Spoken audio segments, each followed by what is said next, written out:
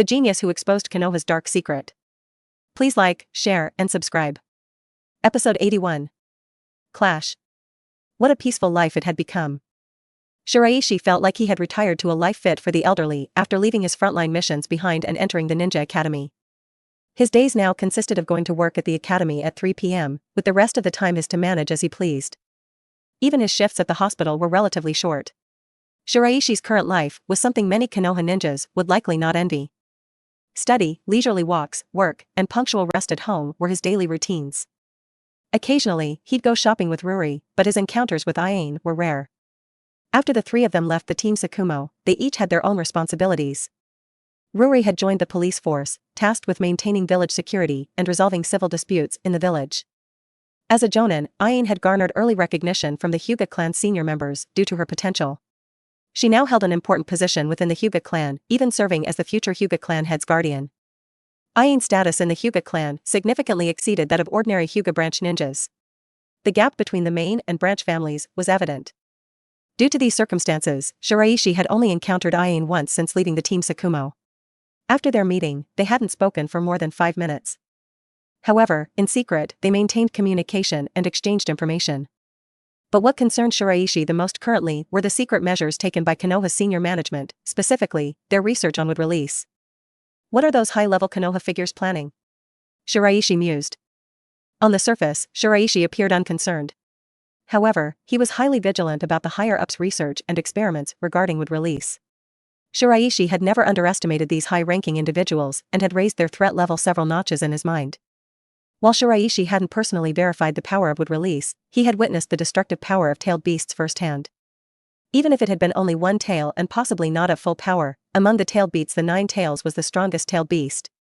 The fact that the first Hokage, with his wood release, could suppress such a formidable creature spoke volumes about the power of wood release. Shiraishi had been genuinely shocked by the sheer might of the chakra sphere ejected from the one tail, prompting him to briefly question his choice of being a ninja. Someone who could subdue the most powerful tailed beast, even if not on the same level as the first Hokage, was not to be underestimated. According to information from Bugman and his companions, the strange white creature possessed remarkable stealth capabilities. Without the ability to sense natural energy, it was challenging to detect the creature's presence. If Konoha's senior management indeed used wood release for researching such a specialized stealth unit, then its intended use was clear. Whether it was to gather information on enemy ninja or monitor the village's interior, its surveillance capabilities surpassed those of the Umbu, rendering it extremely difficult to defend against.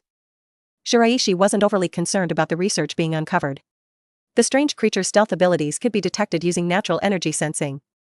Known threats, regardless of their complexity, could be addressed with proper precautions.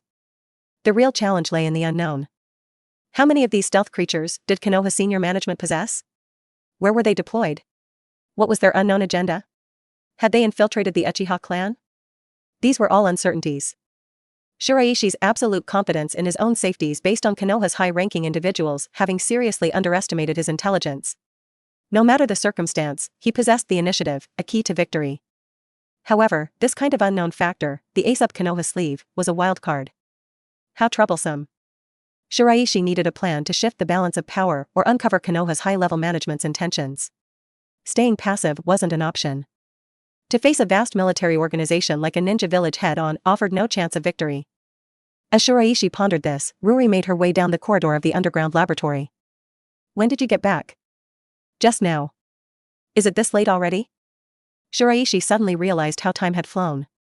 Ruri's shifts in the security force typically ran from 9 a.m. to 7 p.m., with 2 days off a week for leisure and personal activities. Aren't you continuously concerned about the high-level plans? Ruri asked. Well, it's tied to wood release and might involve research similar to that on tailed beasts. We need to be vigilant. Why, you don't seem concerned at all? Shiraishi couldn't help but notice that Ruri didn't seem concerned at all, which left him slightly surprised. It was worth noting that some high-ranking officials had a very strained relationship with the Uchiha clan, especially Shimura Danzo, the leader of the radical faction. If it weren't for the third Hokage's efforts to mediate, the route would likely not have remained so cooperative in recent years. Why should I worry about such things? As long as you possess the power to suppress all conspiracies and schemes, it's a waste of time and energy to ponder countermeasures. If you have this time and energy, it's better spent on enhancing your own strength. Shiraishi remained silent, taken aback by her staunch power-centric perspective. In his mind, he had been fretting needlessly about Ruri. You're too obsessed with the so-called truth. You used to be like this. You want to understand every bit of the so-called truth. It's my duty to seek the truth. Shiraishi replied. You're clearly insecure. Ruri stated with an expression that said, don't try to deceive me. Her eyes seemed capable of penetrating the essence of everything. Since you understand, why mention it? It hurts. Shiraishi managed a reluctant smile. Just as he understood everything about Ruri, she understood everything about him. Such tricks were impossible to hide from each other. Because I rarely see you entangled like this, it's quite interesting. Ruri chuckled. You couldn't be eyeing using a transformation technique. Right. Shiraishi hesitated for a moment before asking this rather impolite question. As expected, upon hearing Shiraishi's question, Ruri fixed him with her dark pupils. She didn't answer, but rather allowed the concentrated air to flow around her. It appeared to be the real Ruri. Ayin didn't exude such a powerful and intimidating aura. How's progress with the Sage mode? This was the topic Ruri cared about most. In recent experiments, the success rate of synthesizing Senjutsu Chakra has steadily increased to over 80%. Give me another 6 months to a year, and it can be officially put into use. Shiraishi provided a relatively conservative timeframe. Ruri nodded. Half a year to a year was entirely manageable. She had plenty of free time at present. As a vice captain in the security team, she could delegate most of her work to subordinates. Occasionally, when problems arose, she, as the vice captain, stepped in to resolve them. After Ruri left, Shiraishi was left in deep thought. Indeed, as Ruri had suggested, instead of guessing on what Konoha's high-ranking officials were planning, focusing on self-improvement was a surefire investment. But, no matter how much I improve in combat, I can't surpass Ruri. Her rate of growth is abnormal, and my strength doesn't reflect in battle. Shiraishi had sacrificed practice time, dedicating all his energy to research. This seemed to be his chosen path. Not only was Ruri outstripping him, but Ayin's strength was also growing faster than his. Although he possessed decent talent, compared to Ruri and Ayin, the gap was negligible. Both of them had Kekkei Genkai, Sharingan and Byakugan, making them leading bloodline inheritors in the ninja world, an advantage Shiraishi didn't share. Furthermore, the Kekkei Genkai's power grew increasingly formidable as the user developed. On top of that, Ruri and Ayin were natural geniuses. So, abandoning training in favor of research was also a method of enhancing his strength. Shiraishi understood that his role was to create weapons, while using these weapons in combat was Ruri and Ayin's responsibility. Shiraishi suddenly felt as though he was seeing the truth beyond the clouds. In this world, nobody was perfect. Therefore, relying on others to compensate for one's shortcomings and progressing together was essential. Compared to combat, Shiraishi excelled at research, and his cognition and thinking extended beyond the era of ninjas. This was his strength, an area where he surpassed Ruri and Ayin. As such, there was no need for him to strive for excellence in combat, it wasn't the path he should choose. With this perspective, Konoha's high-level management's secret plans became less important. What mattered most was self-improvement. May brought warm weather to the region. Unknowingly, a creature known as White Zetsu had covertly infiltrated Konoha. Konoha was renowned for being the most challenging village to infiltrate among all the ninja villages, owing to its all-encompassing sensui-type seal. This seal could pierce through the very essence of the entity using the Byakugan. Therefore, when White Zetsu snuck in, he exercised extreme caution in all his actions. 3 individuals had infiltrated, 2 White Zetsu were assigned to monitor outside Konoha, while the third infiltrated Konoha village. Their clear objective was to determine whether a missing White Zetsu had any connections with high-level Konoha members, and also to gather information within the Uchiha clan to locate a so-called emissary. The requirements for this emissary in terms of personality and talents were unknown to White Zetsu, everything was to be determined by their Madara-sama. However, it was essential for the emissary to be of a young age, preferably a child or teenager, for ease of control. Consequently, most of the Uchiha people under their surveillance were either young teen ninjas or children attending ninja schools. The division of labor was precise, one investigated the high-ranking officials, another the ninja school, and one remained concealed within the Uchiha clan. They had swiftly become proficient in gathering intelligence. Even in the most formidable ninja village to infiltrate, given enough time, they could successfully operate their intelligence network.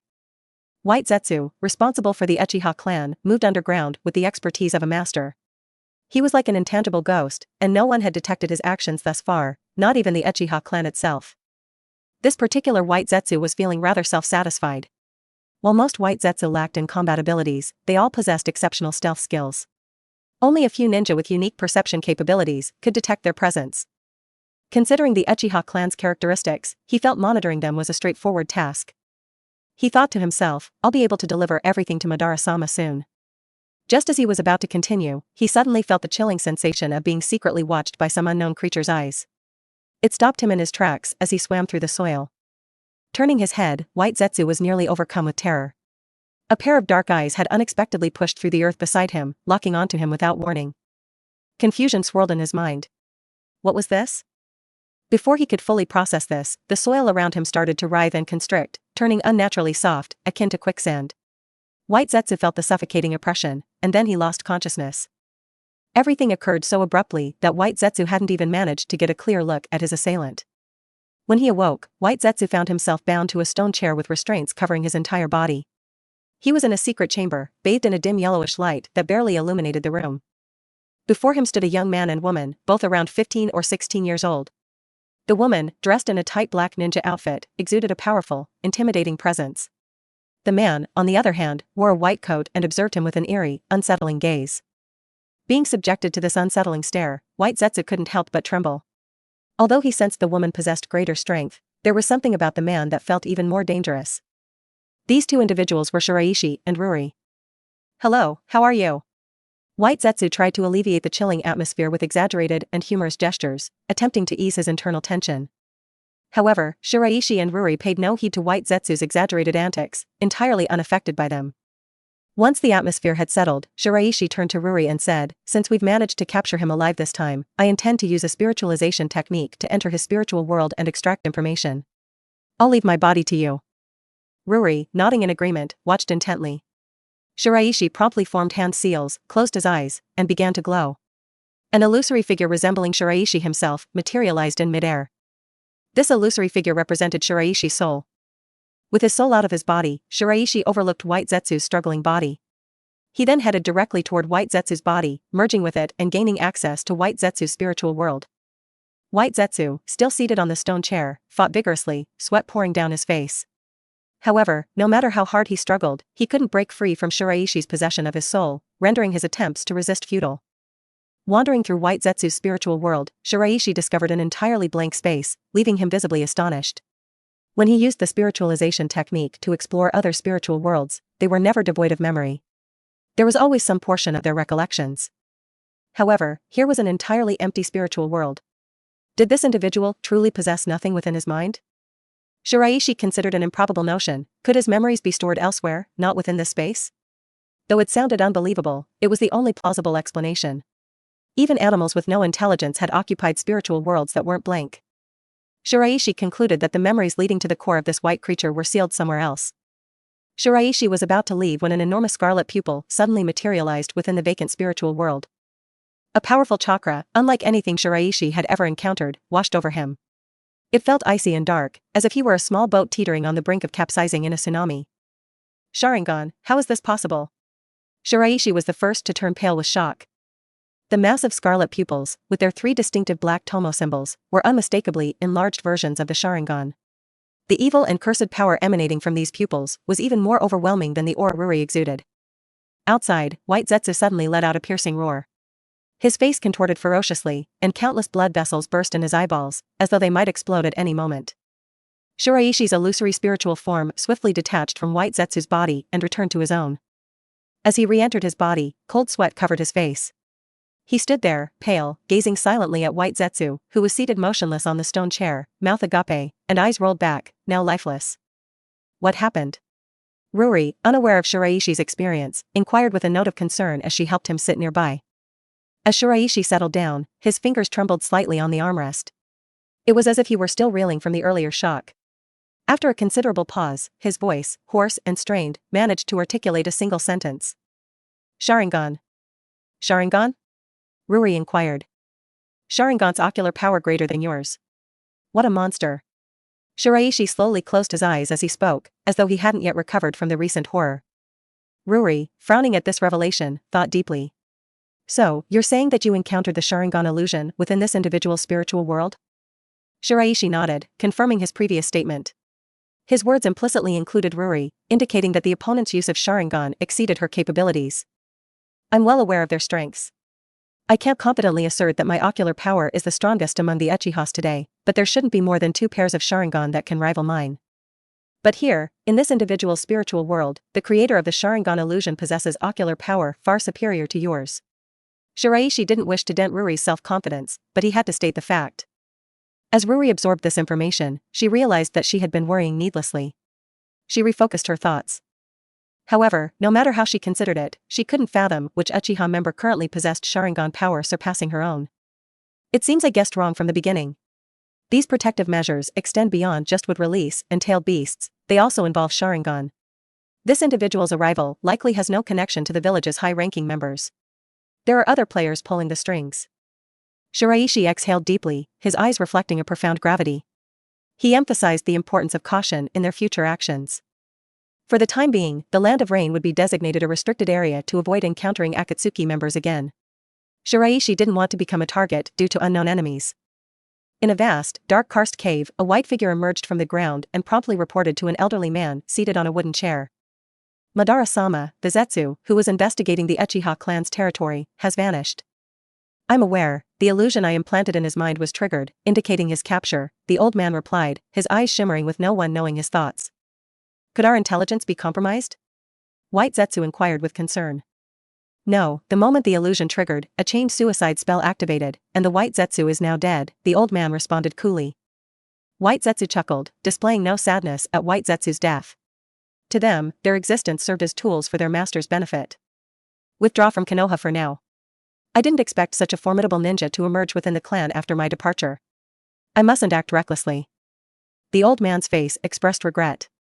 Do you intend to abandon monitoring the Uchiha clan entirely? Not abandonment. We'll wait until things quiet down, then send White Zetsu. Alternatively, we'll wait for the next ninja war, it might provide the perfect opportunity. Among his ranks, some individuals had already detected White Zetsu's traces. Regardless of the method he employed, he couldn't easily gain full access to the Uchiha clan's current information. So, he had to select the emissary that best suited his desires with care. Having heard the old man's plan, White Zetsu promptly vanished into the ground, disappearing before the old man's eyes. Episode 82. Hunting the Byakugan. Ninja Academy. Tsunade, who was organizing lesson plans in her office, recognized the approaching footsteps and the person without needing to guess. Boy, you're a bit late today. What's wrong with your face? You look terrible, Tsunade remarked as she turned to see Shiraishi's pale face and his almost weak-like body. She couldn't help being startled, and quickly asked him what happened. I had an upset stomach after dinner yesterday, Shiraishi fabricated without hesitation. Upset stomach doesn't usually look this bad, Tsunade sighed. She walked over, patted Shiraishi on the shoulder, and continued. I understand that young men and women living under the same roof might have their moments, especially since you're all teenagers. But you're a medical ninja, and you should know that a ninja's body has limits, so please exercise some restraint. Shiraishi remained silent. By the way, have you taken precautions? Don't make the girl end up pregnant before you get married, Tsunade leaned close to Shiraishi's ear, and whispered to him, as if he was afraid that someone around would eavesdrop. However, Shiraishi could see the mischievous glint in Tsunade's eyes. Don't worry, Tsunade-sensei, I'm perfectly healthy. Does that mean you still did it? If you spread rumors, I'll report you to Lord Hokage. You really have no sense of humor, kid. My sense of humor isn't the issue here. Seeing Shiraishi's exhausted expression, Tsunade grew bored. Anyway, are you sure you're okay like this? Would you like to rest here for a while? Shiraishi's current condition did worry her, he might suddenly collapse while working. Thank you for your concern, but it's not a big problem. I'll head to the classroom later. After some thought, Shiraishi believed Tsunade's concern was warranted. The Sharingan he encountered yesterday after using the spiritual transformation technique still haunted him. The after effects of the illusion made him feel weak this morning. In that case, at least rest here and don't overexert yourself. Tsunade refrained from asking what Shiraishi had done to end up in this condition. She understood that everyone had secrets they preferred not to share, including herself. Watching Tsunade leave, Shiraishi was alone in the office. Due to his physical exhaustion, he reclined on the chair, closed his eyes, and allowed his mind to wander. After about half an hour, he felt considerably better than when he had first arrived. Slowly, he got up from the chair and headed towards the experimental class for training medical ninjas. After the experimental class concluded, Shiraishi and Tsunade exchanged greetings before heading outside the academy. At the school gates, Shiraishi spotted Ruri waiting. Wearing her form-fitting black ninja attire that showcased her figure, she looked pleasant standing there. Shiraishi recognized her at once. Ruri, why are you here? Shiraishi approached, a little puzzled. Just passing by, Ruri replied with a glance at Shiraishi's pale face, her tone remaining steady. It's quite a way to pass by. Did you leave work early today? Shiraishi inquired. I arranged for someone else to cover for me, Ruri replied, then retrieved a thermos cup from her bag and handed it to Shiraishi. Shiraishi caught the thermos cup, unscrewed the lid, and found it filled with clean, hot water. Thanks, I was feeling thirsty, Shiraishi said. Don't think too much of it, I just happened to have it on me, Ruri replied, explaining her gesture. Hearing her explanation, Shiraishi just smiled understandingly. After taking a sip of hot water, Shiraishi asked Ruri, do you want to walk back together now? He knew that Ruri was waiting for him at the academy gate because she was concerned about his safety. It warmed his heart, even if she might find it difficult to openly express her concern. However, Shiraishi might have guessed right, Ruri was not always forthcoming with her emotions. Aine, for instance, she would probably be serious, pretending to be innocent and saying some unexpected provocative words. Yeah, Ruri agreed. She was genuinely concerned for Shiraishi's well-being. He didn't look well at all, and safety was not guaranteed even within the village. She had been waiting there for him for nearly 2 hours, ever since Shiraishi had arrived at the academy for work. As they walked together, Ruri recalled something and spoke softly, by the way, I spent the day at the police checking through the information on each clan member, but no matter how hard I looked, I couldn't find anyone with a stronger Sharingan pupil power than mine, as you mentioned. This statement wasn't a matter of boasting for Ruri. She genuinely possessed superior knowledge of Sharingan compared to most Uchiha members. Leaving Sharingan aside, her taijutsu, ninjutsu, and genjutsu skills were top-notch. Her taijutsu and ninjutsu, in particular, were exceptional, with genjutsu being the only area where she slightly lagged behind. The idea of identifying a Sharingan wielder significantly more potent than herself left Ruri stumped, even after thoroughly examining the personnel records of the security force. If you couldn't find them, don't push it. I don't think the mastermind is necessarily hiding within the village, Shiraishi commented. Not within the village? Ruri found Shiraishi's words somewhat confusing. What's your opinion of Sakumo-sensei's strength, she asked. Shiraishi didn't respond directly. He is stronger than me. What about the specific difference in strength? Shiraishi inquired. If I fought to the death, there's a high chance I'd lose, and Sakumo-sensei would be severely injured, Ruri admitted. Ruri wasn't overestimating herself, her abilities had genuinely reached a high level. Sakumo's strength lay in his kenjutsu and incredible speed with the body flicker technique, combined with his impeccable sword skills. However, this specialization in kenjutsu meant he lacked other versatile combat techniques. Ruri might be the most challenging type of opponent for Sakumo. She was an all-around ninja, excelling in ninjutsu, genjutsu, and taijutsu. Her use of the body flicker technique and the 3-tomo Sharingan allowed her to match Sakumo's speed and reflexes. Still, because of his proficiency with the sword, Ruri believed she would struggle in close combat with Sakumo. However, she also possessed advantages that Sakumo did not. Her extensive knowledge of fire release justice and her mastery of genjutsu could be used to restrict Sakumo's movements.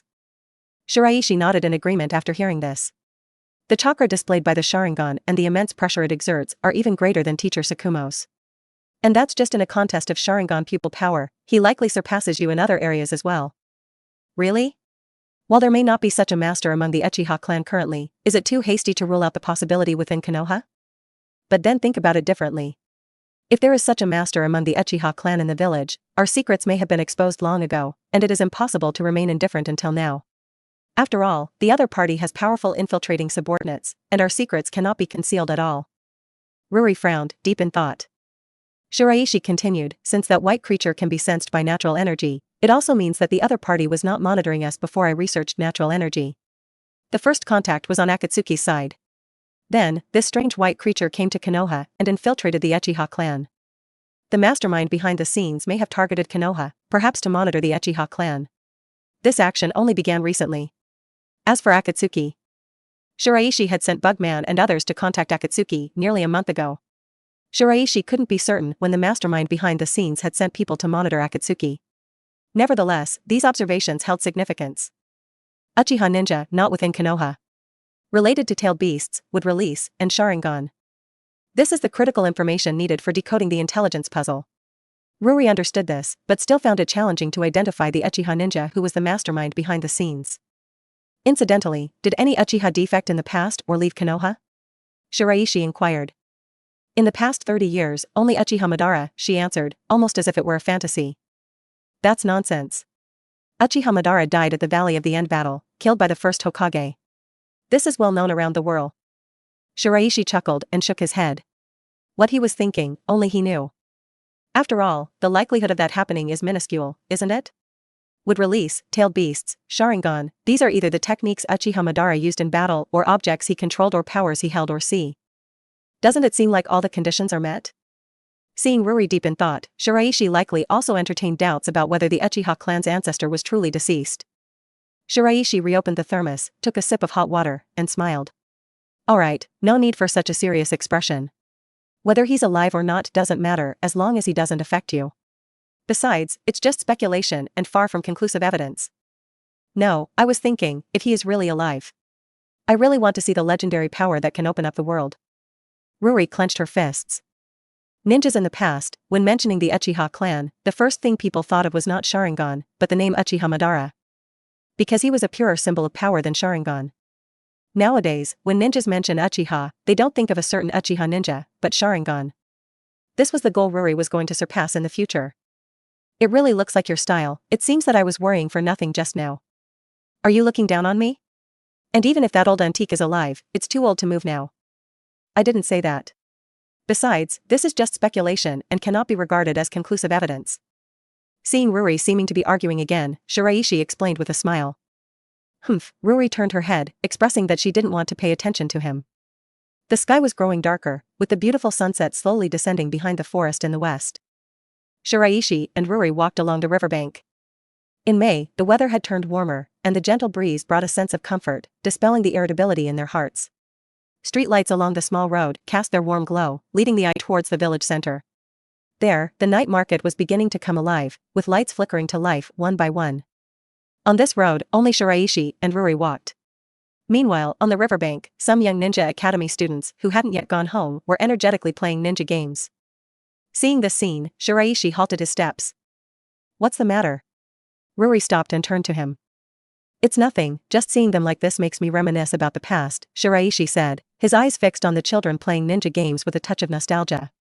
Shiraishi brought up a memory. You know, this feels a lot like the old days when we used to walk to school together. Ruri, too, was swept back to the past. Shiraishi had played an irreplaceable role in her life since childhood and continued to do so now. Back when they were academy students, they had indeed gone to school and returned home together, almost inseparable every day. Why are you bringing this up all of a sudden? Ruri asked. I was just thinking. It would be nice if we continued like this in the future. Because we make a great team, Shiraishi said as he looked at the setting sun. Under its soft rays, his usual stern expression softened. Ruri felt a pang of unease hearing this. She felt a void in her heart, as if something were missing. Was their relationship merely that of partners? Let's move along, we have things to do when we get back, Ruri said, about to quicken her pace. But at that moment, something wrapped around her hand, preventing her from moving forward.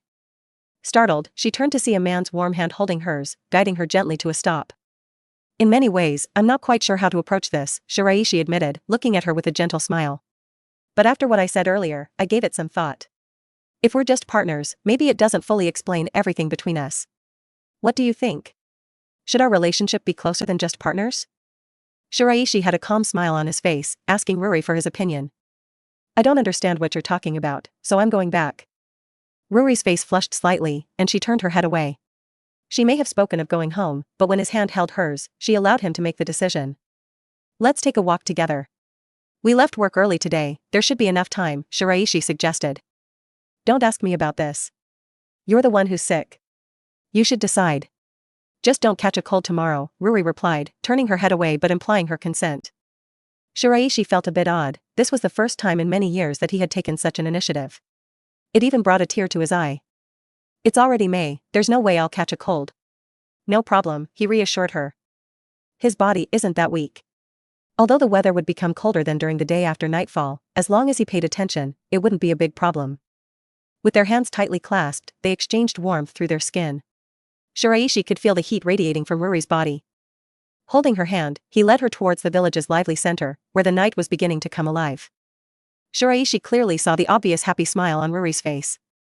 At that moment, a sense of guilt welled up within him. In his mind, there might be another woman, another partner. But for today, he belonged to Ruri.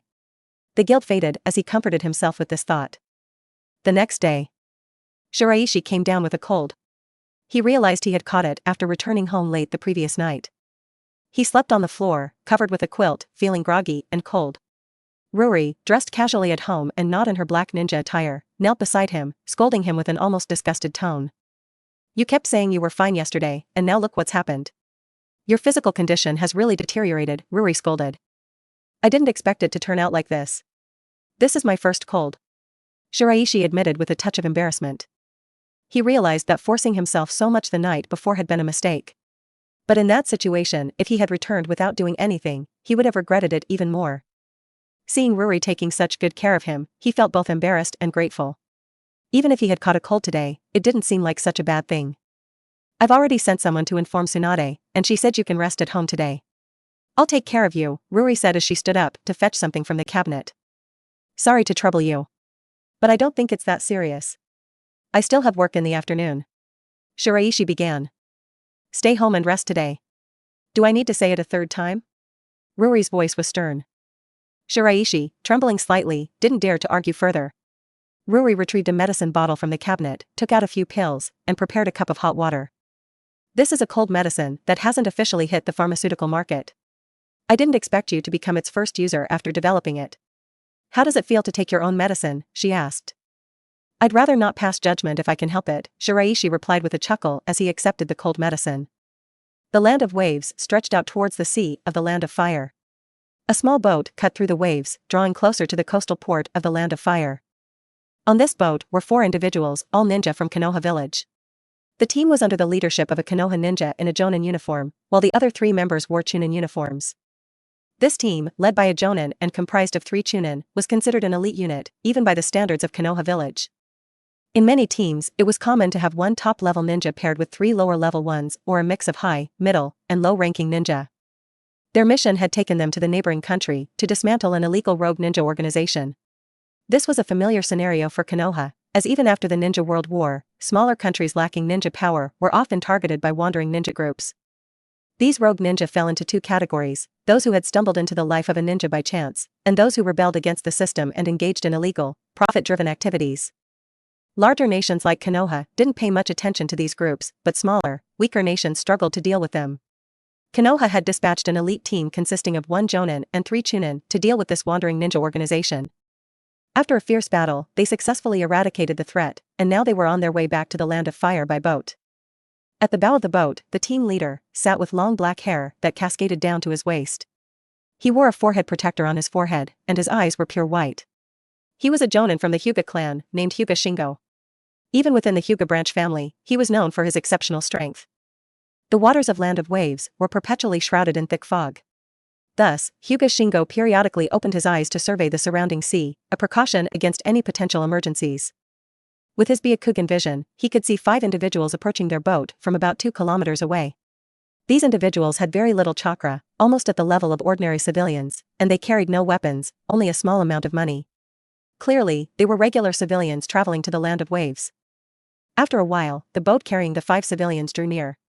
Hyuga Shingo and the 3 chunin merely gave them a cursory glance and then ignored them. However, as the civilian boat passed by, the 5 people suddenly accelerated towards them. In a blur of motion, the 3 Konoha chunin let out cries of pain as they were sent tumbling into the sea. They had lost track of the attackers. Hyuga Shingo's expression changed dramatically. The scene before him shattered his perception of the world. Despite the attackers' low chakra levels, their incredible speed and power were incomprehensible. He jumped away from the boat, standing atop the undulating sea by channeling chakra through the soles of his feet, readying himself with a gentle fist stance. He could no longer concern himself with the fate of his 3 comrades. Among the 5 individuals surrounding him, none appeared to be ordinary. Given their speed and strength, he couldn't confidently claim an advantage. He attempted to initiate a conversation to ascertain their identities and motivations. Who are you? Why did you attack ninjas of Konohagakure? However, the 5 individuals remained silent. Their bodies exuded strong hostility, directed towards him. Their orders were simple: attack. Hyuga Shingo found himself trapped within the enemy's formation. He didn't panic, his wealth of combat experience, Byakugan, and gentle fist techniques formed the basis of his confidence. Yet, as the battle unfolded, he discovered that these 5 opponents possessed extraordinary strength. His acupuncture techniques were ineffective unless he could target their chest points. These attackers didn't rely on chakra for their incredible abilities, instead, they exhibited tremendous physical prowess. This type of enemy was a first in Hyuga Shingo's years of missions. Frustration and concern gripped him. His gentle fist, which primarily targeted acupuncture points, had little impact on these enemies. Most of the Hyuga clan's techniques relied on gentle fists and acupuncture points, making them ill-suited to this type of foe. He watched helplessly as his attacks failed to land, his enemy's strikes landing true. In a daring maneuver, one of the assailants punched him in the face, sending him flying. Two others moved in, attacking him as he fell. Hyuga Shingo rolled on the sea's surface, swallowing the bitter taste of seawater mixed with blood. His rather elegant image was destroyed, and despair arose in his heart. "Who are you people?" he asked again unwillingly, wanting to know the identities of these 5 people and their reasons for attacking Konoha ninja. The 5 of them didn't say a word, and what lingered on the sea was absolute silence. Episode 83. Intrusion. The sound of footsteps brushed past his ear. Hyuga Shingo stirred from his drowsiness, attempting to open his eyes. However, he realized that his limbs were unresponsive, the only functioning part of his body appeared to be his brain. He lacked the strength to even blink his eyes. Amidst the darkness, he heard the faint footsteps of someone nearby. He couldn't discern who it was or where they were. All he could perceive was the frigid coldness beneath him and the scent of disinfectant that hinted at a hospital-like environment. A cold and serious atmosphere surrounded him. It seemed that Hyuga Shingo's slight movement on the operating table didn't go unnoticed. Standing next to a table, the young man in a white hooded coat looked towards the operating table and continued to prepare the medicine with his head down. This young man was none other than Shiraishi. Given the impending task of cracking the caged bird experiment, many preparatory conditions had to be met in advance. Most crucially, a living body from the Hyuga branch ninja was required for this dangerous experiment. Ain's body couldn't be used for such an unsafe experiment. Although Shiraishi had conducted experiments on human subjects before, these were regular human bodies. While they could substitute life energy with natural energy when chakra was depleted, they provided only a rudimentary conclusion, with detailed specifics yet to be determined. Not only did Shiraishi seek to save Ain's life, but he also coveted her extraordinarily precious white eyes, something he couldn't readily give up easily. This had prompted him to deploy the 5-man operatives to hunt down a Hyuga branch ninja. Members of this clan, all had the Byakugan, had no way to hide their ocular abilities from ordinary people or fellow ninjas if awakened. In terms of insight, even the Sharingan fell short. Yet, these 5-man operatives didn't rely solely on chakra for combat. Abandoning chakra only curtailed their use of secret techniques, their physical abilities remained formidable. Moreover, natural energy was impervious to acupuncture. The Hyuga clan's acupoints could only disrupt chakra flow, putting Hyuga Shingo at a severe disadvantage. Using natural energy in taijutsu effectively nullified the Jonin Hyuga Shingo's soft fist techniques. Under such circumstances, Hyuga Shingo's physical prowess was significantly diminished, making his eventual capture inevitable. Ain had provided the list of targets, but the monitoring was handled by Shiraishi's clay puppet, known as General Tuesday. In terms of covert capabilities, Shiraishi believed that the General 2 was no less capable than the white creature, which combined would release and tailed beast elements. Once the location of a Hyuga branch ninja was determined, the rest was easy. After a successful hunt, General 2 would covertly transport the captive back to Konoha, deliver them to the laboratory, and entrust Shiraishi with their disposal. After meticulously preparing the medicine, Shiraishi placed it in a tray that was already equipped with the necessary equipment. He approached the operating table, set down the tray, and then began a careful examination of Hyuga Shingo's body. Hyuga Shingo had been brought here an hour ago. Judging by his team's expected return time to the village, it should normally take until the following night or the morning after to reach Konoha and report to the Hokage building. Should Konoha discover Hyuga Shingo's absence, they would surely inform the Hyuga family. Beyond that, Shiraishi couldn't guarantee the outcome, but he had precious little time to spare. It was evident that Hyuga Shingo, lying on the operating table, was anxious. As a Jonin, he had already sensed that someone was observing him. His forehead protector had been removed, revealing a green crossed curse mark on his forehead, along with 2 opposing green hook patterns adjacent to it. This was the caged bird curse mark, branded onto Hyuga branch ninjas. It was a matter that Shiraishi urgently needed to resolve. Hyuga Shingo's chakra flow had been blocked, rendering his Byakugan inactive. Coupled with his inability to open his eyes, he couldn't discern who was standing beside him or the nature of his surroundings. Shiraishi selected a transparent glass bottle from the medicine tray, which is made of a material to absorb chakra easily. He inscribed a mantra on the bottle's surface, positioning it so that the bottle mouth faced Hyuga Shingo's chest. Chakra flowed through Shiraishi's palm, activating the mantra on the bottle. It promptly initiated a potent absorption effect. At a visibly increasing rate, chakra flowed from Hyuga Shingo's body into the glass bottle. As the chakra within the bottle grew darker in color, it signaled the accumulation of an ever greater amount. Shiraishi paid no heed to these changes.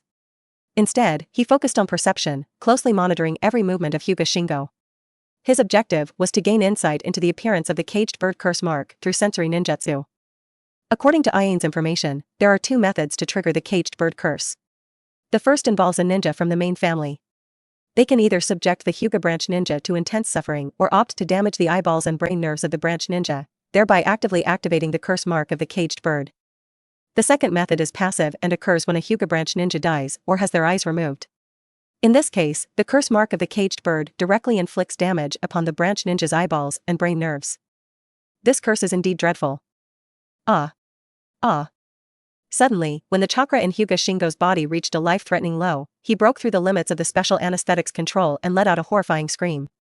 Visible to the naked eye, the curse mark on his forehead emitted a green glow, producing a type of chakra entirely unfamiliar to Shiraishi. Once this chakra was generated, it began flowing directly into Hyuga Shingo's brain, causing considerable harm. This chakra flow differed substantially from the one Ruri utilized when activating Sharingan. Shiraishi stopped absorbing the chakra within Hyuga Shingo's body. The chakra within the glass bottle began to flow back. The caged bird curse mark on Hyuga Shingo's forehead reverted to a peaceful state, with the chakra retracting into the curse mark. Shiraishi picked up the glass bottle used for chakra absorption, which now bore visible cracks. It shattered in his hands, and the shards fell to the ground. As expected, Shiraishi sighed in relief as he observed Hyuga Shingo, now unconscious and in extreme pain. The preliminary results were in line with his expectations. The term jutsu, regardless of its evolution, essentially relies on chakra application. Consider Sharingan's Genjutsu, for instance, where maintaining eye contact allows one's chakra to infiltrate the target's brain nerves, enabling manipulation of said nerves. Chakra forms the foundation of these jutsus, permitting control over the enemy's brain nerves. A skilled Genjutsu user can even manipulate the target's brain nerves at will, achieving the desired effects. This principle extends beyond Sharingan, encompassing other illusion techniques as well, whether triggered by sight, smell, touch, or other sensory inputs. To execute these techniques, the user must channel their chakra into the target's brain nerves to perform hypnotic control. One crucial aspect to consider is that illusions, regardless of type, are time-limited. The chakra emitted is not limitless. No matter how diligently one maintains the jutsu, the chakra will inevitably dissipate over time. This implies that as time passes, the user will run out of chakra, potentially leading to the unraveling of the illusion. Chakra alone cannot indefinitely sustain the illusion concept, a concept that holds true for ninjutsu. The duration is of paramount importance. For instance, fire-release jutsus release flames that burn for a limited duration unless they encounter flammable material that keeps the fire going. These flames, in essence, comprise chakra forming the jutsu concept. Seals, too, require a mechanism for duration. However, Shiraishi identified a significant flaw during his recent observation of the caged bird curse seal. Through his spiritualization technique, he detected that the special chakra generated when the caged bird was activated remained in Hyuga Shingo's brain nerves for a brief period before nearly vanishing on its own. A smile graced Shiraishi's lips. The experiment had been somewhat dangerous, but the results appeared promising. At the moment of activation, the seal system produced a materialized chakra. That part of the chakra has not been recovered by the curse mark of the bird in the cage, which means it has been completely consumed. Continuously repeating this process will eventually cause the caged bird curse seal to lose the chakra that sustains the concept of jutsu and decompose from within. The caged bird curse seal hasn't been fully triggered. It seems that the method of chakra disappearance leading to death can be considered one of the triggering mechanisms for the caged bird curse seal. Thinking of it this way simplifies the situation. Conditions and assumptions have been established. Shiraishi possesses a comprehensive life energy method to replace chakra, ensuring the subject's survival after abandoning chakra. Shiraishi rested his palm on Hyuga Shingo's forehead, probing his brain. However, there's a slight issue, and it's the most critical part of the experiment. The chakra extraction was interrupted earlier, and the caged bird curse seal didn't fully erupt. Instead, the special chakra directly rushed into Hyuga Shingo's brain nerves, causing destruction. This is where the difficulty arises. If the experiment could be repeated back and forth, it wouldn't be challenging to break down the caged bird curse seal through a continuous flow of chakra. The current concern is how to ensure the safety of the subject's brain nerves when the caged bird curse seal is activated. Shiraishi contemplated the issue, then squatted down to collect the glass shards scattered on the floor. The chakra absorption props had shattered, and on the shards, aside from Hyuga Shingo's own chakra signature, another lingering chakra remained. It seemed that two different chakras had clashed, leading to the glass bottle's destruction. I managed to attract some of it, but it seems the absorption force isn't strong enough. I should opt for a prop with stronger absorption, Shiraishi mused. He approached a nearby shelf, retrieved 2 chakra bottles, and took a syringe from the medicine tray to administer a drug into Shingo's body. This drug was designed to sustain bodily functions. Due to the increased danger of the upcoming experiment, it was imperative to enhance Hyuga Shingo's self-recovery capabilities. Without this, the subject might not survive until the end of the experiment. With Hyuga Shingo having lost consciousness, Shiraishi initiated the second experiment. This time, he intended to employ 2 chakra bottles, one for regular absorption, placed on Hyuga Shingo's chest following the previous rhythm, and another with more potent absorption, situated on his forehead. The objective was simple: upon the reactivation of the caged bird curse seal and the next generation of special chakra, the aim was to absorb this unique chakra to assess its effectiveness. As a result, Hyuga Shingo's painful screams could be heard from time to time on the operating table. Around 2 hours later, seeing Hyuga Shingo at the brink of death, Shiraishi terminated the experiment. Proceeding further could result in Hyuga Shingo's death from pain. Shiraishi frowned in thought. During the continuous experiments, he noted the exceptional attachment of the special chakra generated by the caged bird curse seal activation to Hyuga Shingo's body. Even with the use of chakra bottles with enhanced absorption, the impact remained minimal. Continuing in this manner, even with better absorption props, wouldn't yield significant results. Moreover, Shiraishi couldn't guarantee that Hyuga Shingo would endure further trials. Upon the caged bird curse seal activation, the pain and lethality inflicted on the human body surpassed Shiraishi's expectations. Is this seal specifically designed for Byakugan? If that's the case, the profound connection between the caged bird curse seal and the Byakugan becomes apparent. Through the recent experiment, Shiraishi had gained some confidence in understanding how the caged bird curse seal affected the Hyuga branch ninjas and how to manage the risks. It's too late to proceed like this. Shiraishi refrained from attempting to make Hyuga Shingo's die directly for more comprehensive insights. This meant he needed to continue capturing Hyuga clan ninjas, deceiving them once or twice, but no more than 3 times. Even if the Hyuga clan members weren't the sharpest, they would eventually detect someone is acting against them.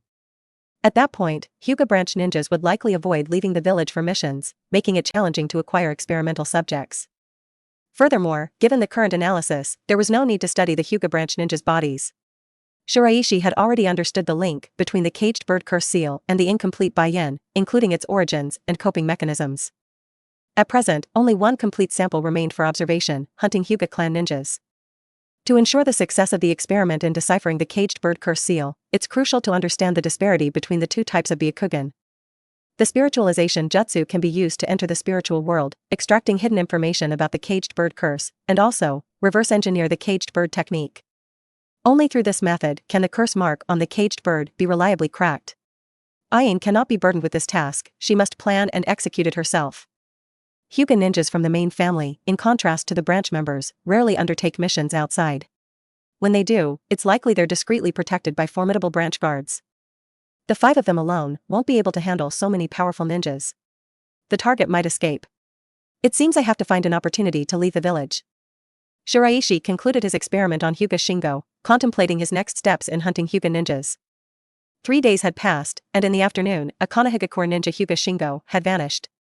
The 3rd Hokage, Hiruzen Sarutobi, frowned as he examined the information presented by Umbu. According to the mission assigned to Hyuga Shingo's team, they should have returned to Konoha the morning before last to report their mission progress at the Hokage building. However, more than a day had passed since that morning.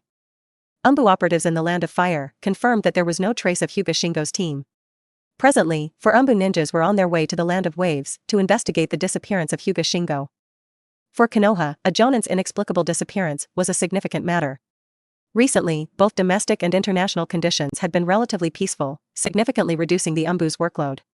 They no longer needed to vigilantly monitor the Land of Fire's territory for potential threats. Nevertheless, the Umbu's investigation would likely take 4 or 5 days to yield results. Contemplating this, the Hokage rapped his knuckles on the table, and an Umbu ninja emerged from the shadows awaiting instructions. Deliver this to the head of the Hyuga clan. Yes, Hokage-sama, the Umbu ninja acknowledged, accepting the scroll from Hiruzen and vanishing from the office. After the Umbu ninja left, Hiruzen sighed. While it wasn't a major village-related issue, the unexplained absence of a Jonin, especially one from the Hyuga clan, necessitated timely communication with the Hyuga clan. After all, the clan's circumstances were somewhat unique. For branch members bound by the caged bird curse seal, they should be left to decide for themselves whether they held any vital information. As Hokage, Hiruzen found it challenging to deal with these more delicate family matters. Much like that, time elapsed steadily, and before he realized it, Hiruzen gazed at the fully darkened sky outside. He tidied his desk, exited the office, and headed home for some rest. Not more than half an hour after Hiruzen's departure, the office was shrouded in darkness, lit solely by faint moonlight. There was no sound, but a bulge emerged on the office floor, and the faintly luminous, unemotional, golden eyes of a figure patrolled the office. The figure gradually separated from the floor, assuming a flexible, amorphous form, then silently began to search the mission information recently released by Konoha on the desk. Time passed unmarked. Suddenly, a swift black shadow approached. With a swift swish, a flashing silver blade sliced through the air, ruthlessly cleaving the strange figure in two. The upper half was flung against the wall, adhering to it with a snap. The pair of light golden eyes in its inanimate face remained unwavering, void of fear, while incomprehensible words flowed from its lips. Then, to the astonishment of the Konoha Umbu, the lower half of the figure standing near the desk, treating the floor like quicksand, descended into it and vanished. The Konoha Umbu swiftly grasped the situation and swung his blade, aiming at the upper part of the figure pinned to the wall. Much like the lower half, this upper section considered the wall as if it were mire, sinking into it and retreating after the blade whooshed through the air, merely piercing the solid wall and leaving a fissure. Episode 84. Kidnap. It took more than 10 minutes to return to the Hokage building's office. The third Hokage examined the office wall, where a S2 mark bore evidence of a recent struggle. What happened? Hiruzen turned to the four Umbu ninjas who had appeared before him, inquiring about the recent events. Hokage-sama, someone has stolen information from here, responded one of the Umbu who had repelled the intruder earlier. Did you catch the intruder? Hiruzen asked for key details. I managed to cut the enemy in half, but they appeared to be immortal. Even after being severed, they showed remarkable vitality and vanished into the ground, the Umbu reported, regret evident in his voice. I apologize, Hokage-sama. Despite our efforts to track them, the intruder swiftly moved through the soil and evaded us. Get up. It seems our intruder possesses unique abilities, the Hokage mused. An immortal body and the ability to traverse walls and floors, while eluding close pursuit by Umbu, was indeed formidable. Hiruzen walked to his desk, surveying the scattered documents that included details on Jonin squad members, mission records, recent execution squad reports, and various expired orders. Amongst them, Hiruzen noticed a magazine with a suggestive bikini cover. Hiruzen felt a moment of embarrassment, discreetly tucking the magazine into a nearby drawer. As Hokage, even he needed occasional breaks to relieve his stress. Hokage-sama, what should we FO next? I don't think there's much to be concerned about.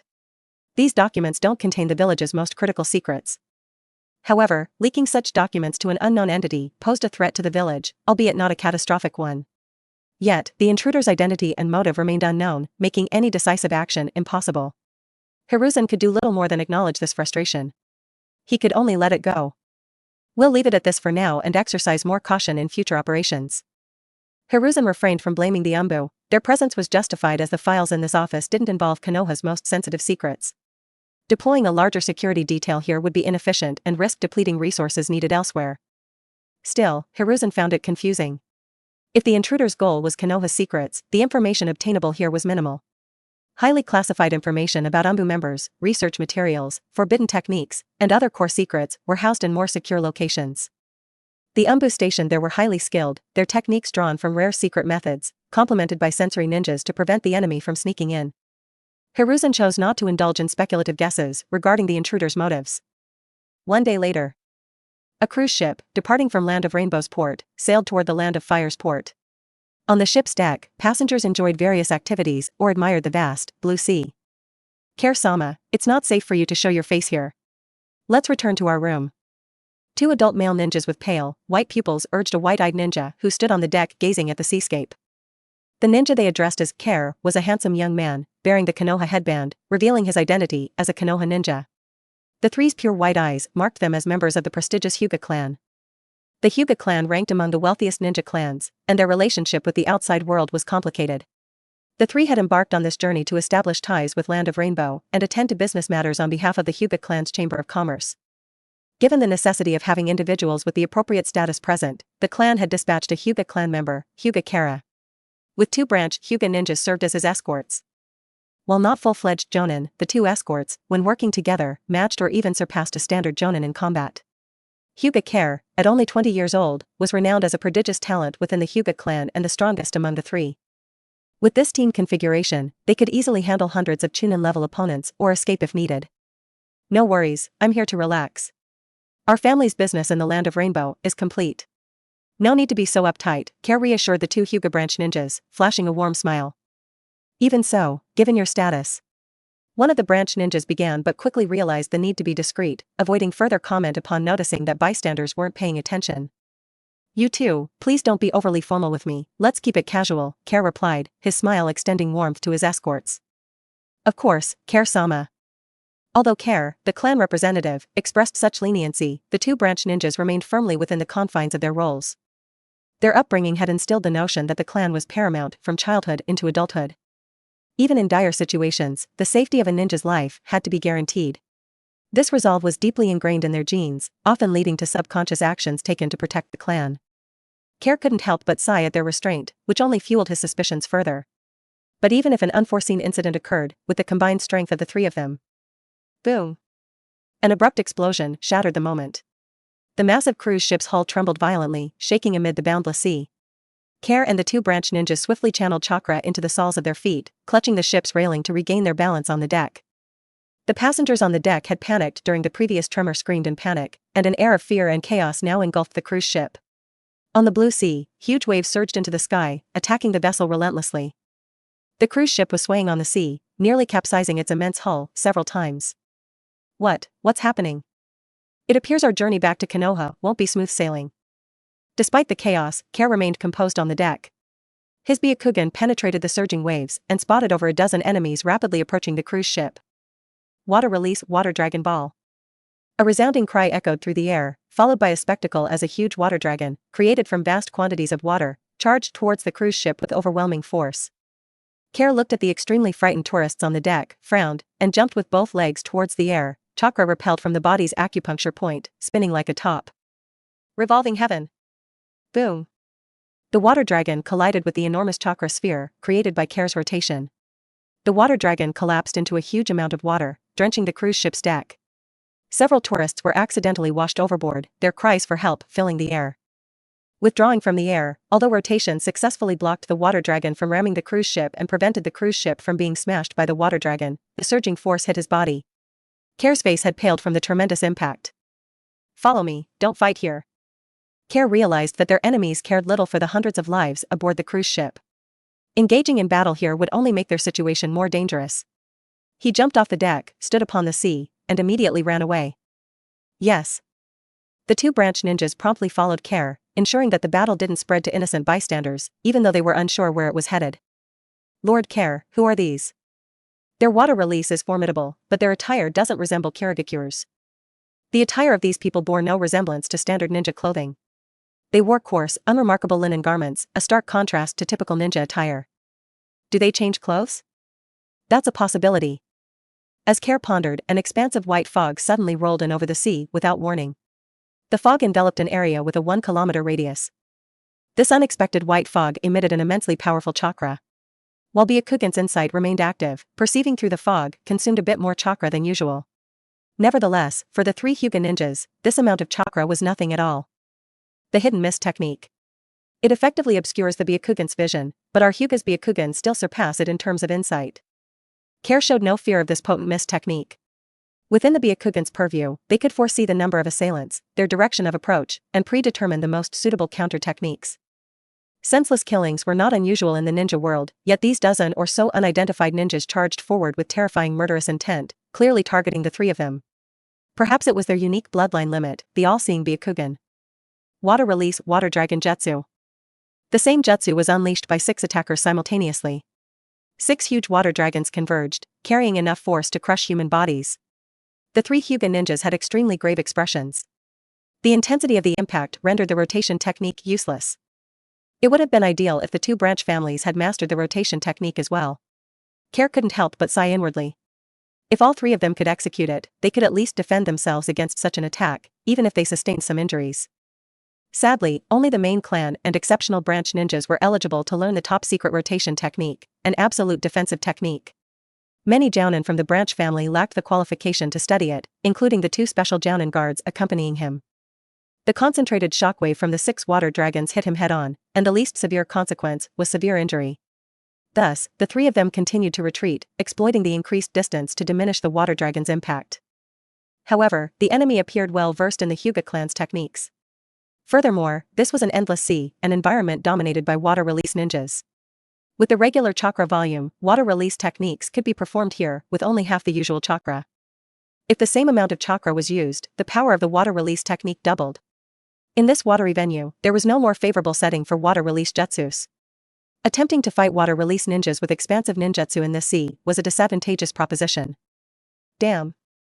While the dozen or so enemies displayed considerable skill, they weren't keen on engaging in close combat. Instead, they relied on long-range and extensive water release jutsus, leveraging the vastness of the sea to slowly drain the physical stamina of the three Hyuga ninjas. A single hit from one of these water release techniques could lead to severe injuries. If this continued, it was only a matter of time before the trio succumbed to exhaustion and fell into the hands of the enemy. Lord Care, please, you must leave this place. These individuals possess formidable strength. We'll stay here to hold them off. The two branch ninjas, both at the special Jonin level, sought to create an opening for Care to escape. The significance of the Byakugan to the Hyuga clan was self-evident. If this pure bloodline ability fell into the wrong hands, it would pose a grave threat to both Hyuga and Konoha. Care glanced at the two determined ninjas, recognizing the willingness to lay down their lives in their eyes. He nodded in agreement and promptly fled in the direction where no enemies obstructed his path. Whether he liked it or not, the true purpose of branch ninjas was being realized in this very moment. Their duty was to fight for the lives of the ninjas of the main clan, not to allow them to die while they escaped. Care was no stranger to such situations, and he accepted it as a matter of course. He knew he had to protect his precious and proud Byakugan from falling into enemy hands, making the sacrifice of the two branch ninjas a worthy endeavor. Several kilometers away from the battlefield, a mud-caked figure with khaki skin emerged from the sea. The ugly, humanoid form stood limply on the water's surface, twisting irregularly. Then, it formed hand seals and pressed both palms onto the sea surface. Accompanied by billowing white smoke, Shiraishi, clad in a white hooded coat, was summoned from the distant Konoha. This reverse summoning jutsu is incredibly convenient. Thank you for your efforts. Shiraishi regarded the idiot son standing beside him. On numerous occasions, he found the lad's presence quite advantageous. But in Shiraishi's initial conception, he hoped to make him a powerful rock doll for use in combat. However, due to the fact that the technology and sage arts have not yet formed, he could only let him stay by his side as a lurker. General 2 mumbled an array of incomprehensible words, and the mud-caked figure disappeared, submerging back into the sea. After the figure had vanished, Shiraishi crouched down and extended a finger towards the sea's surface. A sweeping wave of perception spread outward in all directions. His target was none other than Hyuga Care. In that direction? But what's happening in this skirmish? Could someone else be involved? Shiraishi appeared confused. Upon reflection, it made sense. The Byakugan was an exceptionally strategic tool, especially during ninja war. Possessing such an ocular ability could inexplicably reveal the enemy's plots. In Shiraishi's perception, the two opposing factions were split into two camps, one with 3 members and the other with 13. One of the 3 was likely a Hyuga clan ninja, and the individual presently withdrawing from the battlefield was probably Hyuga Care. He seemed to be using the branch ninjas to buy time for his own escape. Ambushing the enemy isn't straightforward, but with them detaining me, I won't need to concern myself with the 2 separate guards. Shiraishi smiled slightly, and his figure disappeared from the spot, rushing towards the direction in which the Hyuga Care escaped. The perception range of the spiritualization technique is quite wide, and this is a sea without any obstacles, which means that as long as Shiraishi's speed is better than the opponent's, Hyuga Care cannot escape his pursuit. In fact, Shiraishi was exceedingly confident in terms of speed. Even if his opponent is a famous genius jonin of the Hyuga clan, it will only be a matter of time before he caught up. About 5 minutes later, Shiraishi spotted a young ninja dressed in the traditional Hyuga clan style racing across the sea's surface. The ninja had also noticed Shiraishi swiftly approaching, and he seemed somewhat surprised. Although he was aware of someone approaching rapidly, he hadn't expected it to be a Konoha ninja. He recalled seeing this face before, vaguely recalling that he was a medical ninja on Tsukumo's joinin team. Why was he here? And how did he possess such incredible speed, surpassing that of a renowned Hyuga clan jonin? Had he undergone a transformation? However, under the observation of the Byakugan, there was no indication of a transformation. Moreover, even if he had transformed, there was no reason to assume the appearance of an unrelated individual. Care's eyes filled with suspicion. Wait, you. He attempted to speak, but Shiraishi didn't allow him the opportunity to respond. Instead, he retrieved several projectiles from his ninja pouch and launched them into the air. The smoky mist expanded more rapidly than the fog concealment technique, covering an area with a diameter of over 30 meters. The smoke had a distinct dark purple hue, prompting Care to change direction abruptly. He didn't dare to smell these strangely colored mists, and dived directly into the sea. He intended to wait until the strange mist dissipated before returning to the surface. Unexpectedly, after holding his breath in the sea for about 2 to 3 minutes, these toxic mists displayed signs of slowly dissipating. Just when he was about to exhale a sigh of relief, Shiraishi retrieved several more projectiles from his ninja bag and continued dispersing them over the sea. Under the observation of Byakugan, Care looked at Shiraishi's ninja pouch, and there were many such projectiles in it. If this continues, his ultimate fate would be to drown in the sea, ending the battle in a most unfavorable manner. If he tried to move within the sea, his enemy would undoubtedly follow suit. In a last-ditch effort, he swam upwards, and at the right moment, he would use rotation to generate a powerful current to disperse the poisonous mist for fresh air. Shiraishi also knew what Care was thinking, and took out the kunai from his ninja bag. This kunai had a string of 5 detonating talismans hanging on it, and showed a kind smile to Care. In essence, Shiraishi was telling him not to contemplate cowardly evasions, but to face him head-on. To be honest, Care got a little annoyed and had the urge to curse. Why did this person defy the typical ninja fighting style? Judging by his speed, he appeared to be a taijutsu specialist. Shouldn't he be relying on his formidable physical combat skills for close-quarters combat? At this moment, in his field of vision, another foreign entity broke in. It was a khaki-yellow figure made of mud. It swam up from the deeper dark seabed. The dark eyes radiated a pale golden light, which was especially bright in the bottomless darkness. A terrifying atmosphere. He twisted his extremely strange body and sprinted towards this side at a speed that Care felt abnormal, much faster than Care running on land. Care's expression shifted to one of shock. Upon closer observation, he found waterproof tags attached one by one to the creature's body, with each tags bearing the word explosive. These were waterproof detonators. While the individual power of these detonating tags might be lesser than standard explosive tags, the cumulative effect of a detonation, no matter how minor, could shatter bones. The mudman was rapidly slicing through the seawater, giving Care no time to strategize. After swimming to the sea, this weird mud man will definitely catch up to him first and detonate the tags on his body. In desperation, Care used rotation within the seawater, churning the water's flow to create distance between himself and the mud man. Boom! A muffled explosion resounded through the sea, creating a massive cavity on the ocean's surface. Blood spurted from Care's mouth, soaring into the air as he struggled to open his eyes. Although the sea's poisonous mist had dissipated due to the colossal explosion, he had severe injuries. This bastard. He didn't adhere to the principles of a true ninja in any way. Meeting such a despicable and disrespectful individual ignited a desire in Care to execute thoroughly. Rotation. Spotting Shiraishi moving towards him, Care clenched his teeth and shot a glare filled with anger and malice at Baishur. He channeled most of his remaining chakra into his body, using rotation with his utmost might. He wanted to let him know that even so, he remained no match for a Hyuga clan ninja. Die. A stunned expression appeared on his face, but he didn't turn around. Before he could react, Shiraishi had seized his arm and flung him towards the sea. His body collided forcefully with the seawater, compelling him to spit a mouthful of blood as he looked at Shiraishi with a bewildered expression. How? How did you break it? Why are you so shocked? I've witnessed rotation performed by individuals much more powerful than you. In my eyes, your rotation is fundamentally flawed. The person Shiraishi referred to as Aine. He had witnessed rotation executed by Aine, noting that her version surpassed Care's in terms of power, speed, and resistance to impact. In Shiraishi's view, Care's rotation could only be cracked by surpassing him in speed. It wasn't an accomplishment worth boasting about. You.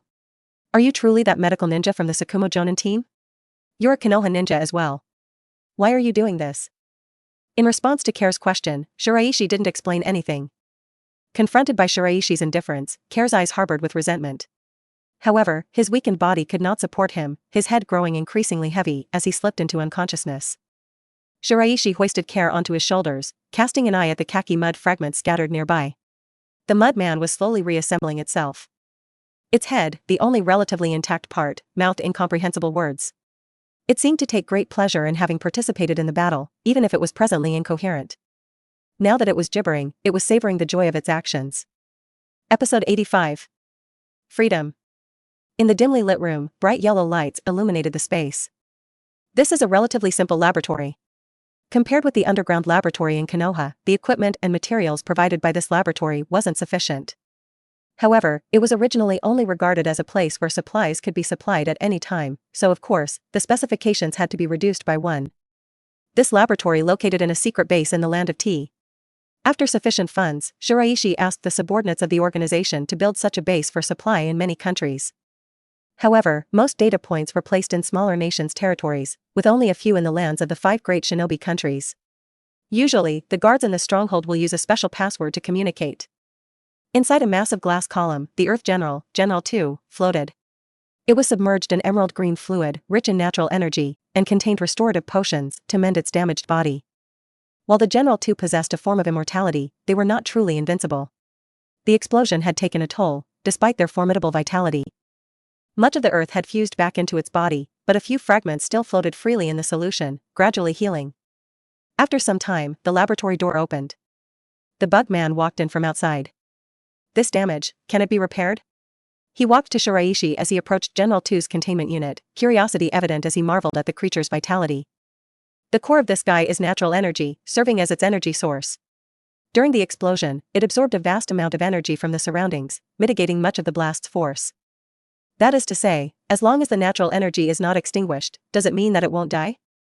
The bug man was hearing of this for the first time. Shiraishi smiled, saying, in theory, yes. However, in practice, there are limits to how much it can endure. Yet, if we integrate stronger chakra in the future, it could achieve my ideal of becoming a perfected cyborg. The bug man may not fully understand, but he understood that Shiraishi's creations, to some extent, stretched the boundaries of what chakra could limit. What this being might become when fully realized was unpredictable and somewhat worrisome. However, dwelling on this was futile. As Shiraishi's creator, he had likely embedded controls to prevent betrayal. There would be comprehensive restrictions in place. General 2, meanwhile, seemed to be considering something as he looked around the emerald solution with his radiant golden-lighted, black hole-like eyes. Bubbles escaped his mouth, and he playfully swam within the glass column. Even the resentment in his eyes had lessened. Is Konoha aware of your absence? You've been away for quite some time, the bug man asked. It's fine. These 2 days are the weekend, and the academy is on break. In another hour, General 2's body will have fully healed. Then, it will sneak back to Konoha and convey my message. The total time won't exceed 10 hours. Even if something went wrong, Ruri would help keep it concealed. Besides, for a transparent character like himself, the only one who might connect him to the Hokage faction was Tsunade, the Sannin. As for Sakumo, he represented the common people, not wholly aligned with the Hokage faction. Have you read the letter sent to you last time? Thinking of something, Shiraishi looked at the bug man. Yes. Akatsuki members won't maintain contact anymore, and the Land of Rain will be considered a restricted area, with all our bases there taken back. The bug man replied. Although he had no idea what made Shiraishi make such a decision, as a subordinate, he only needs to execute the order. What about the arrangements for the remnants of the Uzumaki clan? Yesterday, someone sent to them to the Land of Ghosts. This is their blood and hair. The bug man took out 2 transparent sanitary bags, one with bright red hair, and the other with several tubes of blood. Shiraishi accepted these, and still believed in the insect man's ability to perform tasks. Cautious and careful, decisive and sharp, he has the demeanor of a general. Even some important tasks, Shiraishi left them to him to handle, and which made him satisfied with the degree of completion. Did they tell the whereabouts of the rest of the Uzumaki survivors? Shiraishi felt that the remnants of the Uzumaki clan were likely to maintain contact in secret, and he hoped to find other survivors through the remnants of the Uzumaki clan. Be it learning the sealing technique or transforming them into combatants, they are much better than ordinary people. Born with stronger vitality and chakra than ordinary people, they are very suitable for practicing the senjutsu. None of them have revealed anything. But I believe it's only a matter of time, the bug man assured. You can be sure. Shiraishi didn't delve into the specifics of handling the you can be sure clan remnants, trusting the insect man to handle the details. At present, the organization had gathered numerous valuable talents, such as blacksmiths, engineers, and doctors, who, despite their significant potential, had fallen into difficult circumstances. Shiraishi let the bug man and the others recruit them. Then gather these people at the headquarters at the Land of Ghosts and work for the organization. During the primitive accumulation period of the organization, the help provided by these people may not be much, but the primitive accumulation will always be completed one day, and at that time, the organization would truly take off. Talented individuals from various fields were crucial because their training was far more challenging than that of combatants. While natural energy could be attained swiftly, knowledge and experience required time to accumulate. The prosperity of an organization depended on these ordinary people with extraordinary skills. By the way, this is a letter from Shrine Maiden, the Witch of the Land of Ghosts, addressed to you, the leader. The bug man produced a letter from his pocket and handed it to Shiraishi. Having done so, he left the room. As an organization cadre, he had other important tasks to attend to. With the letter from the land of ghosts which, Maitreya, Shiraishi couldn't help but display a surprised expression. This letter had something strangely familiar about it, natural energy. Maitreya, the witch of the land of ghosts, did she possess knowledge of natural energy as well? Shiraishi found himself surprised by the contents of the letter. He knew that natural energy was not widely understood in the ninja world, and immortality was a matter mostly known to ninjas. However, considering the global human population, the number of ninjas was quite small. Even among ninja ranks, only a select few were aware of natural energy. Shiraishi didn't believe that natural energy was his exclusive domain, as some legendary creatures and even certain summoned animals had harnessed it before. This instance marked the second existence Shiraishi had encountered that utilized natural energy, aside from himself. The Witch of the Land of Ghosts. Shiraishi mused aloud. Legends claimed that the shrine maiden who held the Land of Ghosts' power possessed the mystical ability to foresee the future. Furthermore, she was said to possess a mysterious sealing jutsu capable of binding ancient demons and monsters. It seems that the path of natural energy isn't as lonely as I thought. Shiraishi remarked with a smile as he wiped natural energy from the letter and unfolded it. The single line of text on it read, "Be careful of Mount Myaboku." Only 5 words. Shiraishi's brow furrowed. Be careful of Mount Myaboku. What does it mean? Why should I be wary of Mount Myaboku? There shouldn't be any connection between me and Mount Myaboku. Why the warning about toads? He recalled the sudden surge in toad populations in Konoha's underground water channels a few years ago. A witch. Quite an intriguing existence. While he didn't entirely believe the contents of the Miko's letter, the sudden increase in toad numbers in Konoha had piqued Ruri's suspicion. She suspected it was the work of one of the 3 Sannin, Jiraiya. Now, Shiraishi's suspicion of Jiraiya's involvement grew stronger. Although he wanted to visit the Land of Ghosts and speak with the witch in person, his responsibilities kept him tied to his current location. However, a solution did exist. Shiraishi turned his attention to the General 2, which was currently idling in a massive glass column. As a communication tool, it was the perfect candidate, with ample free time. You have to find something to do, move your body a bit, so that your body doesn't rest. After more than 9 hours, he returned to Konoha, nearly into the next day. Today was Sunday, and the academy remained on break. Shiraishi had the freedom to move around at home. If it was an ordinary ninja, of course, with this meager income, they wouldn't be able to sustain their life, and even renting a house, they would be a bit reluctant. After all, he isn't a full-time teacher, so he can support himself with his monthly salary, and there's still a remainder. As an assistant teacher to Tsunade, the child foster husband of a Uchiha prodigy, Shiraishi considered his tenure at the Ninja Academy an opportunity to experience life. It doesn't matter whether it was money or not, only positive and optimistic attitude towards life mattered. Hyuga Care, who had been comatose on the operating table, was transported back by General 2. Shiraishi had slept for a few hours before reversing his trance. He needed to ensure he was fully energized for his upcoming studies. Shiraishi didn't intend to waste time. After resolving the caged bird seal, he would commence his exploration of Sage Mode, focusing intensely on this aspect. It would not only enhance his, Ruri's, and Iain's strength, but also greatly benefit core cadre members. He had administered a special sleeping agent to Hyuga Care and used restraining props to secure him on the operating table. By disrupting the flow of chakra in his body, Shiraishi ensured he couldn't use his Byakugan or gentle fist to resist and wake up abruptly to disturb his research. Ruri hasn't awakened yet. Shiraishi thought for a while. However, he chose not to disturb her any further and assigned General 2 to monitor her. Shiraishi approached Hyuga Care, forming hand seals, and projecting his illusionary spirit body.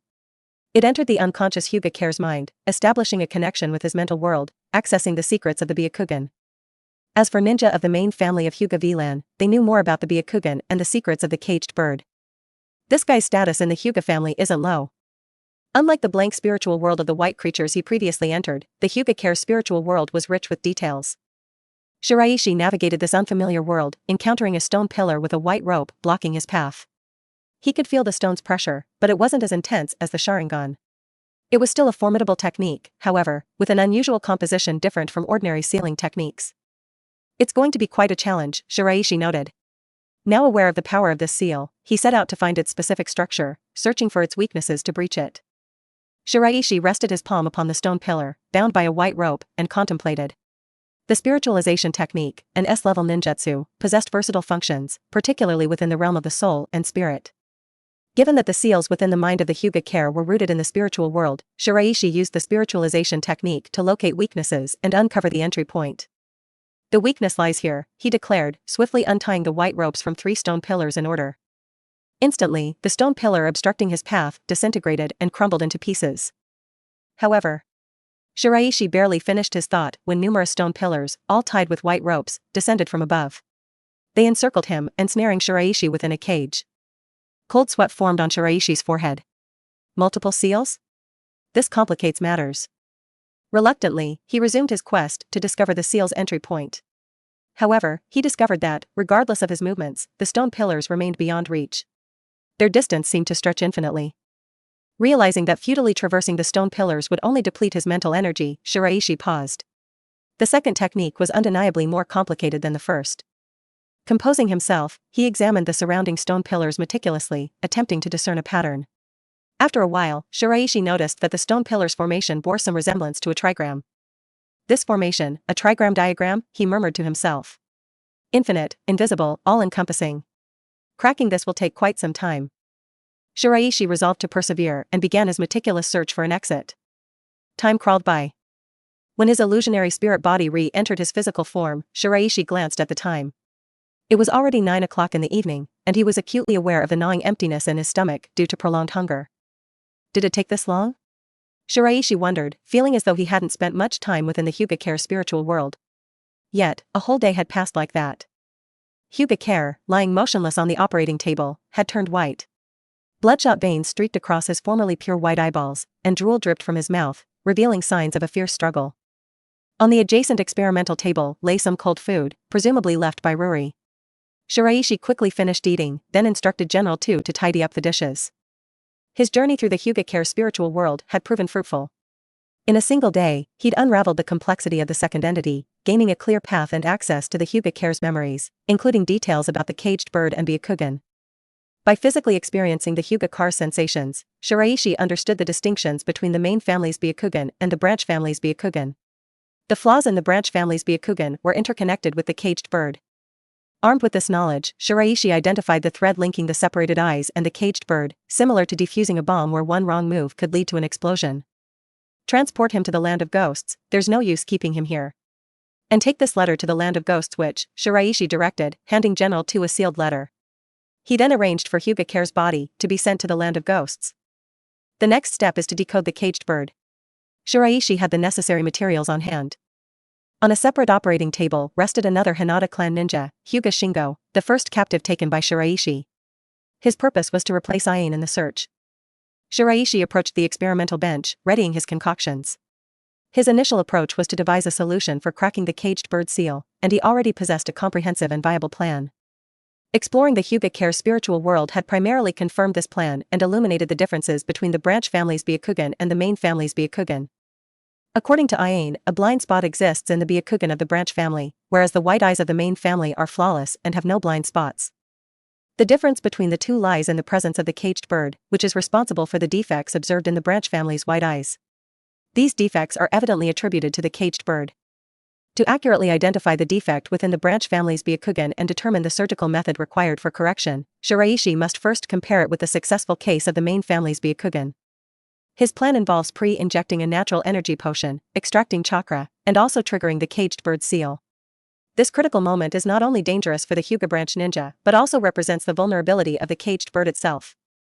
Shiraishi's previous failure stemmed from his inability to pinpoint the defect in the branch family's Byakugan, which lay hidden like a hidden detonation line. Only by examining the flawless eyes of the main family could he identify the specific explosive line to deactivate, preserving the Byakugan. Regrettably, the subject had already died due to chakra exhaustion, rendering this approach reliant on the condition of death. However, Shiraishi had devised a unique method involving chakra-induced suspended death. The natural energy initially sustained within the experimental body, synthesized through various procedures, would actively support the living body upon the host's demise, ensuring minimal life functions for a period of 2 to 3 hours. The completion of the recovery operation within this window would facilitate the revival of the experimental body. With the steps clearly laid out, Shiraishi meticulously reviewed them numerous times and conducted mental simulations before commencing the operation on Hinata Shingo. The theoretical framework was comprehensive, requiring no further adjustments. Now, it was time to observe practical results. Failure in this endeavor would result in death, and Shiraishi steeled himself as he stood before Hinata Shingo, injecting natural energy into his body to initiate the procedure. Darkness. Pain. and a sense of confinement. Hyuga Shingo awoke once more from the darkness, experiencing a surreal sensation akin to emerging from an elaborate dream about the entire world. Did his presence in this world feel too small? Struggling to sit up from the operating table, he looked around with confusion. The previously cold steel shelves and lab equipment, along with the pervasive scent of disinfectant, failed to elicit any revulsion. Lowering his head, he examined his hands. Am I still alive? He wondered aloud, his thoughts drifting. A peculiar stiffness plagued his body, making him feel like a zombie. Of course. How does it feel to return from the depths of hell? Remarked a cold voice, abruptly interrupting Shingo's thoughts. Shiraishi, having approached without warning, scrutinized Shingo's entire body with a weird smile, as though studying something of great interest. Shingo felt an urge to step back, but found himself unable to do so. He was not only famished, but also severely drained of energy. Shiraishi remained silent, producing a mirror instead. Look at your face. Confused, but left with no alternative, Shingo accepted the mirror and examined his own face. He looked at his face in the mirror. He appeared young and handsome, yet his expression appeared somewhat troubled. Otherwise, he seemed perfectly normal. What was there to see in himself? Have you not noticed? Shiraishi prompted. Noticed what? Shingo asked, confused. Your forehead. My forehead? What was significant about his forehead? Shingo hesitated, avoiding confronting whatever it was. Yet, Shiraishi's insistence left him no choice. He reluctantly turned his gaze toward his forehead. He was stunned. The mark on his forehead had vanished completely, leaving no trace behind. He reached up to touch it, confirming that it hadn't been concealed but had genuinely disappeared. Looking at himself in the mirror, Shingo couldn't control his tears. This was the first time in over 20 years that he felt such a potent mix of familiarity and unfamiliarity, emotions that transcended any other experiences and left him overwhelmed. Freedom. Episode 86. Escape from Konoha. The moment he saw the mark on his forehead had disappeared, Hyuga Shingo understood that the caged bird that had tormented him for years had become a thing of the past. But there were still many doubts that remain unresolved. Are you confused? Actually, there is no need to be grateful to me. It just so happened that you became one of my experimental subjects, Shiraishi explained as Hyuga Shingo appeared bewildered and conflicted. Why do you wish to? To unlock the caged bird? Upon hearing Shiraishi's rhetorical question, Shingo Hyuga began to understand. Shingo was not ignorant of Shiraishi, as Konoha's top-ranking jounin, Hatake Tsukumo's prestige surpassed even that of the Sannin. The Hyuga family, a wealthy clan, held Tsukumo in high regard and dared not overlook him. As a former member of Tsukumo's squad, Shiraishi was a relatively inconspicuous figure in terms of status. However, much of his information was observed by others. Medical ninjas, unlike regular ninjas, did not require high combat skills, instead, they needed proficiency in medical ninjutsu. Medical ninjutsu was more challenging to master due to its complex professional knowledge, requiring continuous practice and experience. Medical ninjas form chakra at a much slower rate than regular ninjas. Is this for Ain? As a leader among the younger generation of the Hyuga clan, a jonin at 16, and a former member of Tsukumo's team, it was impossible for Shingo to not know anything about it. After all, Ain was considered a genius of the branch family, not the main clan. Let's not dwell on this. What are your future plans? Shiraishi redirected the conversation, as he wasn't particularly keen on discussing this topic. Plans? The joy of Shingo's release from the caged bird had started to fade, leaving him deep in thought about what lay ahead. What would his future hold? If you have nowhere else to go, would you consider working for me? Do I have a choice? Shingo smiled bitterly. This boy, of the same age as Ain, was far from ordinary. Shingo might not understand how Shiraishi had cracked the caged bird, but he understood its difficulty. It seems not. Returning to the Hyuga clan now would inevitably lead to torture, a forced confession, and execution. Your release of the caged bird has turned you into an extremely unstable element within the Hyuga clan. You could even implicate your parents, wife, and children. This outcome required no reminder from Shiraishi, Shingo was well aware. After the caged bird was undone, the Hyuga family would undoubtedly face division. The long-standing order of the clan would be disrupted because many in the Hyuga branch did not want to bear the unsightly mark on their foreheads. Resentment, hostility, and infighting would ensue. At this point, Konoha's higher-ups would likely intervene. Their actions regarding the Hyuga can remain uncertain, whether they'd support the main clan, the branch, or attempt to strike a balance, creating a new Hyuga clan led by the original branch. These scenarios were all possible. Regarding seeking refuge in another ninja village or becoming rogues in the ninja world, aside from questions of survival, there were concerns about his family. Would they remain in the Hyuga clan? If Shingo brought them along, it was unclear whether they could even leave the Hyuga clan. Even if they managed to escape, Konoha ninjas could easily block their exit from Konoha and the Land of Fire, with Umbu hunting them down. Death would be the only outcome. If I agree to become your subordinate, can I ensure my family's safety? Shingo looked at Shiraishi with hope in his eyes. Shiraishi gave him a reassuring answer, saying with a smile, absolutely. Your family is in my care, and I can ensure your loyalty without resorting to a curse. Hearing Shiraishi's words, Shingo didn't know whether to be happy or bitter. Nevertheless, he concluded that it was far better than his previous situation. And in this world, where could one find true freedom anyway? I'll arrange for you to go to the Land of Ghosts, an organization I established there. You'll be stationed at the organization's headquarters, working as a guardian. You won't be in the public eye for the time being. In a few words, Shiraishi determined Shingo's fate. As a jonin with no blind spots in his Byakugan, Shingo was the perfect choice to serve as a guardian at the organization's headquarters. At the very least, the organization had now bolstered its high-level combat personnel. Alright. And my family? Don't worry, I have no immediate plans to leave Konoha. However, that time is approaching, so you won't have to wait too long. Understood. Shingo had no choice but to accept. By the way, there must be many branch members within the Hyuga clan who now harbor hostility towards the main clan. Create a list of these individuals, it will be of great use to me. Listening to this, Shingo gave Shiraishi a deep look. He didn't need to ask, he knew what Shiraishi intended to do next. Eliminate all the branch members of the Hyuga clan who hold enmity towards the main clan. Among the Hyuga clan, Ain was immediately confronted by her colleague, Hyuga Fuma, as soon as she returned from outside. He wore a frown and asked, trying to maintain his composure, Ain, what were you doing outside? Ain didn't respond directly. Instead, she looked up at him with a gentle smile, seemingly unfazed by Fuma's stern attitude. She held herself to high standards of reception etiquette. Well, Fuma-senpai, are you concerned about my whereabouts? Fuma refrained from replying but continued to question her. After all, both you and I are guardians of Hayashi-sama. Unauthorized absences should be avoided. But I have already requested leave from Hayashi-sama, and he has granted it. That's not the issue. Isn't this a permit from the future patriarch? Isn't it the highest priority in the clan? Ain countered with a smile. Fuma was left momentarily speechless. Fuma-senpai, you must understand that in the future, it will be Hayashi-sama, not the elders, who will lead the Hyuga clan.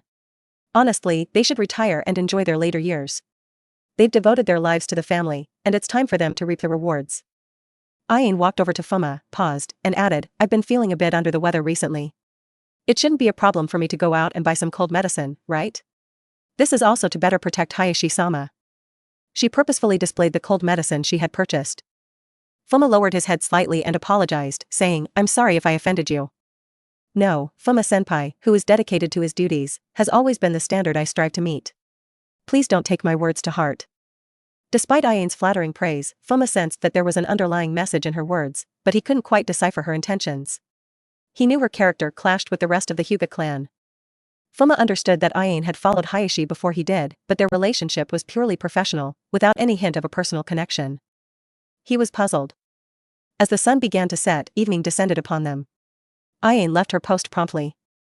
As a guardian of Hayashi, her work was monotonous, with little chance of encountering any assassination attempts within the Hyuga clan.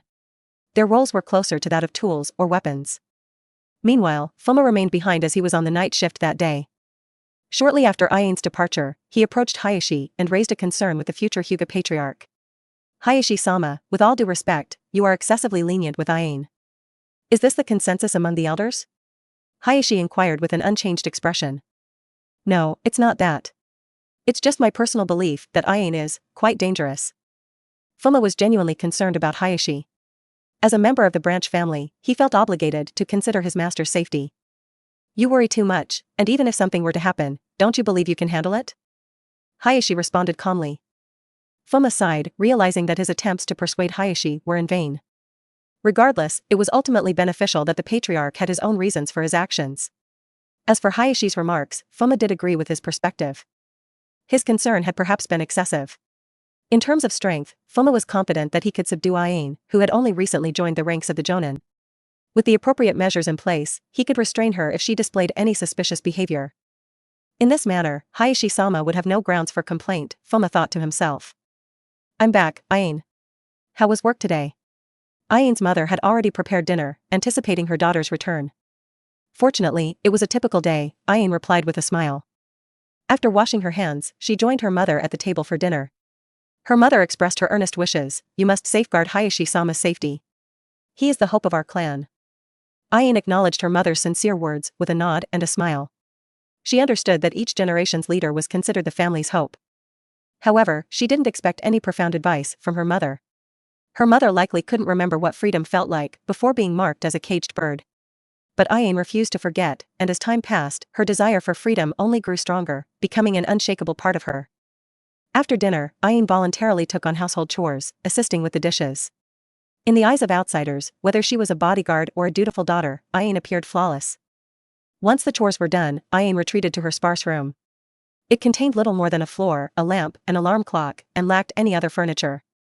Its emptiness provided a modicum of freedom that she cherished. Sitting cross-legged on the floor, she retrieved the cold medicine she had purchased earlier in the afternoon. This was the medicine given to her by Shiraishi. It looked like ordinary cold medicine but had a vastly different effect. It was designed to suppress the activation of the caged bird's curse. There were 12 blue capsules in total, each capable of restraining the caged bird's curse for 4 hours. This meant she could go for 48 hours without the curse's influence. Inside the medicine box was an instruction manual, appearing entirely normal. Ain sealed the box with chakra to reveal its true contents. After lightly touching the paper, she infused it with natural energy. The text in the manual shifted and rearranged itself. It detailed a technique for temporarily suppressing the caged bird's curse. Ain was impressed by Shiraishi's careful consideration. She surmised that the accident that had occurred earlier could have been prevented if she had taken the blue capsule in time. Likely, her brain's nerves had been restricted by the caged bird's curse, causing immense pain and ultimately her demise. While this technique didn't eliminate the caged bird's curse, it significantly reduced its potency. It created a protective layer in the brain's nerves upon activation, reducing the pain and damage caused by the curse. Ain smiled at Shiraishi's meticulousness. With this technique, combined with the blue capsule, she could remain unaffected by the caged bird's curse for 48 hours, enough time to seek Shiraishi's help in removing the curse. Escape from Konoha wouldn't pose a problem, as they had practiced it secretly multiple times. However, Ain thought such an incident was unlikely, as the main family had no reason to target a loyal branch ninja like her. Nevertheless, she considered these precautions necessary. She couldn't help but think, do we really need to wait? I hope the third ninja war comes soon. Ain, who initially had no interest in war, now looked forward to it. She hoped the third Kazekage wouldn't disappoint and would drag Konoha into the quagmire of war. Episode 87. Dealing with the Hyuga situation. A member of the Hyuga main family had vanished. 2 branch family guards who accompanied him were also missing. In the eyes of the Hyuga clan, this was unquestionably a matter of great concern. This incident had finally raised suspicions amongst the elders of the Hyuga clan. Regrettably, no matter how they investigated or searched for survivors from the cruise ship, there was only one consistent account. 3 suspected Hyuga clan ninja were on a cruise ship traveling from the Land of Rainbow to the Land of Fire's port. During the journey, they were attacked by ninjas using the water dragon jutsu. Their current whereabouts remained unknown, and no information had surfaced regarding their fates. This uncertainty was the most troubling aspect of it all. The deaths of the 2 branch guards were not particularly significant. Much like Hyuga Shingo before them, his absence wouldn't grant the enemy any advantage. The only way to release the caged bird curse was through death, and after death, the caged bird would destroy the brain nerves and eyes of the branch ninja, rendering them useless to the enemy. At best, their disappearance was a mild inconvenience, and it hadn't yet reached a point of no return. However, the disappearance of a main clan member was a grave issue. Hyuga Care belonged to the main clan, and the seal within his brain nerves was less secure than the caged bird, making it vulnerable to compromise. If the enemy acquired Hyuga's Byakugan, it would be disastrous news for both Hyuga and Konoha as a whole. The strategic value of the Byakugan was immense. This incident had also come to the attention of Konoha's top brass. Over the past few days, they had convened more than a dozen meetings to address the situation. Hyuga Care had disappeared in the waters between the Land of Rainbow and the Land of Fire. Witnesses reported that they had clashed with ninja skilled in water jutsus just before vanishing. This might be a plot by Kirigakure, and we must remain vigilant, remarked Danzo, the leader of the route and a shadowy figure in Konoha. Danzo habitually approached such matters with the darkest possible suspicions. Empathizing with the situation, he believed that if a high-ranking individual from the Kirigakure happened to discover traces of Hyuga clan ninja in the neighboring Land of Rainbow, they would undoubtedly spare no effort to capture these clan members and gain possession of the precious Kekii Genkai for research. The witnesses on the cruise ship stated that the ninja using water jutsus were not wearing Kirigakure attire. While we can't confirm the identity of the assailants, it's highly likely that the Kirigakure ninja were in disguise. This ninja village, which remained relatively isolated from other mainland countries, represented the military might of the Land of Water, one of the 5 great nations. Underestimating their strength was ill-advised at any time. Since the First Ninja World War, when Kirigakure battled Iwagakure in the Land of Earth, Kirigakure has been regaining its strength. Just like Kumogakure in the Land of Thunder during the previous Second Ninja World War, Kirigakure has remained relatively inactive. They've been covertly amassing power and training skilled ninja, just like most other villages. They harbor a deep-seated hostility towards Konoha. Even when the Hyuga clan's elders were seeking me out, I had already dispatched Umbu to negotiate with Kirigakure's leadership, Hiruzen interjected. How does Kirigakure plan to address this? Danzo asked. They were unaware of the incident, and there were no Kirigakure ninja on missions in the sea area between the Land of Rainbow and the Land of Fire. They've expressed their condolences, Hiruzen replied. Danzo, however, was resolute. Actions speak louder than words. They targeted the Hyuga clan, and they'll pose a threat to the Land of Fire and Konoha in the future. Hiruzen, let's make Kirigakure pay for this. In the last Ninja World War, Konoha suffered significant manpower losses. Going to war now might not be appropriate, Hiruzen countered.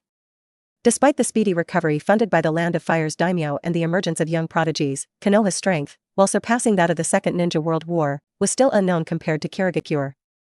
The village from the Land of Water hadn't participated in a world war since the First Ninja World War, but this didn't imply a decline in its strength. Hiruzen is correct. We lack concrete evidence, and relying on speculation, even from a moral standpoint, wouldn't be justifiable. It's too easy to spark a war. Konoha had always been mindful of its reputation. This reputation, along with its high-quality ninja, attracted many prominent businessmen willing to collaborate with Konoha and hire its ninja for various tasks. Engaging in an unfounded conflict with Kirigakure would tarnish this reputation. You can think about the consequences later. You don't need to emphasize the importance of the Byakugan. We cannot allow it to fall into the hand of our enemies, otherwise, they'll use it against us in the near future. We must prevent that at all costs, Danzo declared, considering the village's future. I will reconsider, Hiruzen sighed.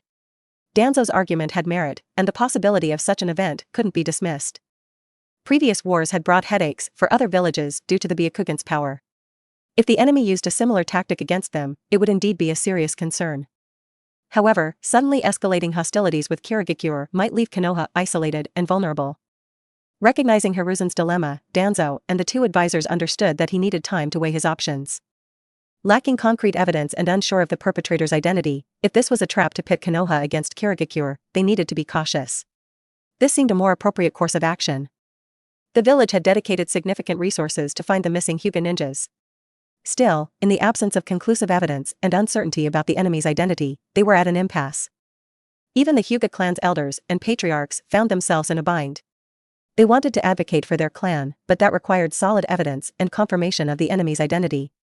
Has Hokage-sama given up? Questioned one of the elders in the Hyuga clan's meeting room, where the current leader and all the elders had gathered. They were acutely aware of the significance of Hyuga-Care's disappearance for their clan. Losing a Byakugan was a severe blow. The Umbu and our branch personnel sent to investigate haven't uncovered any news.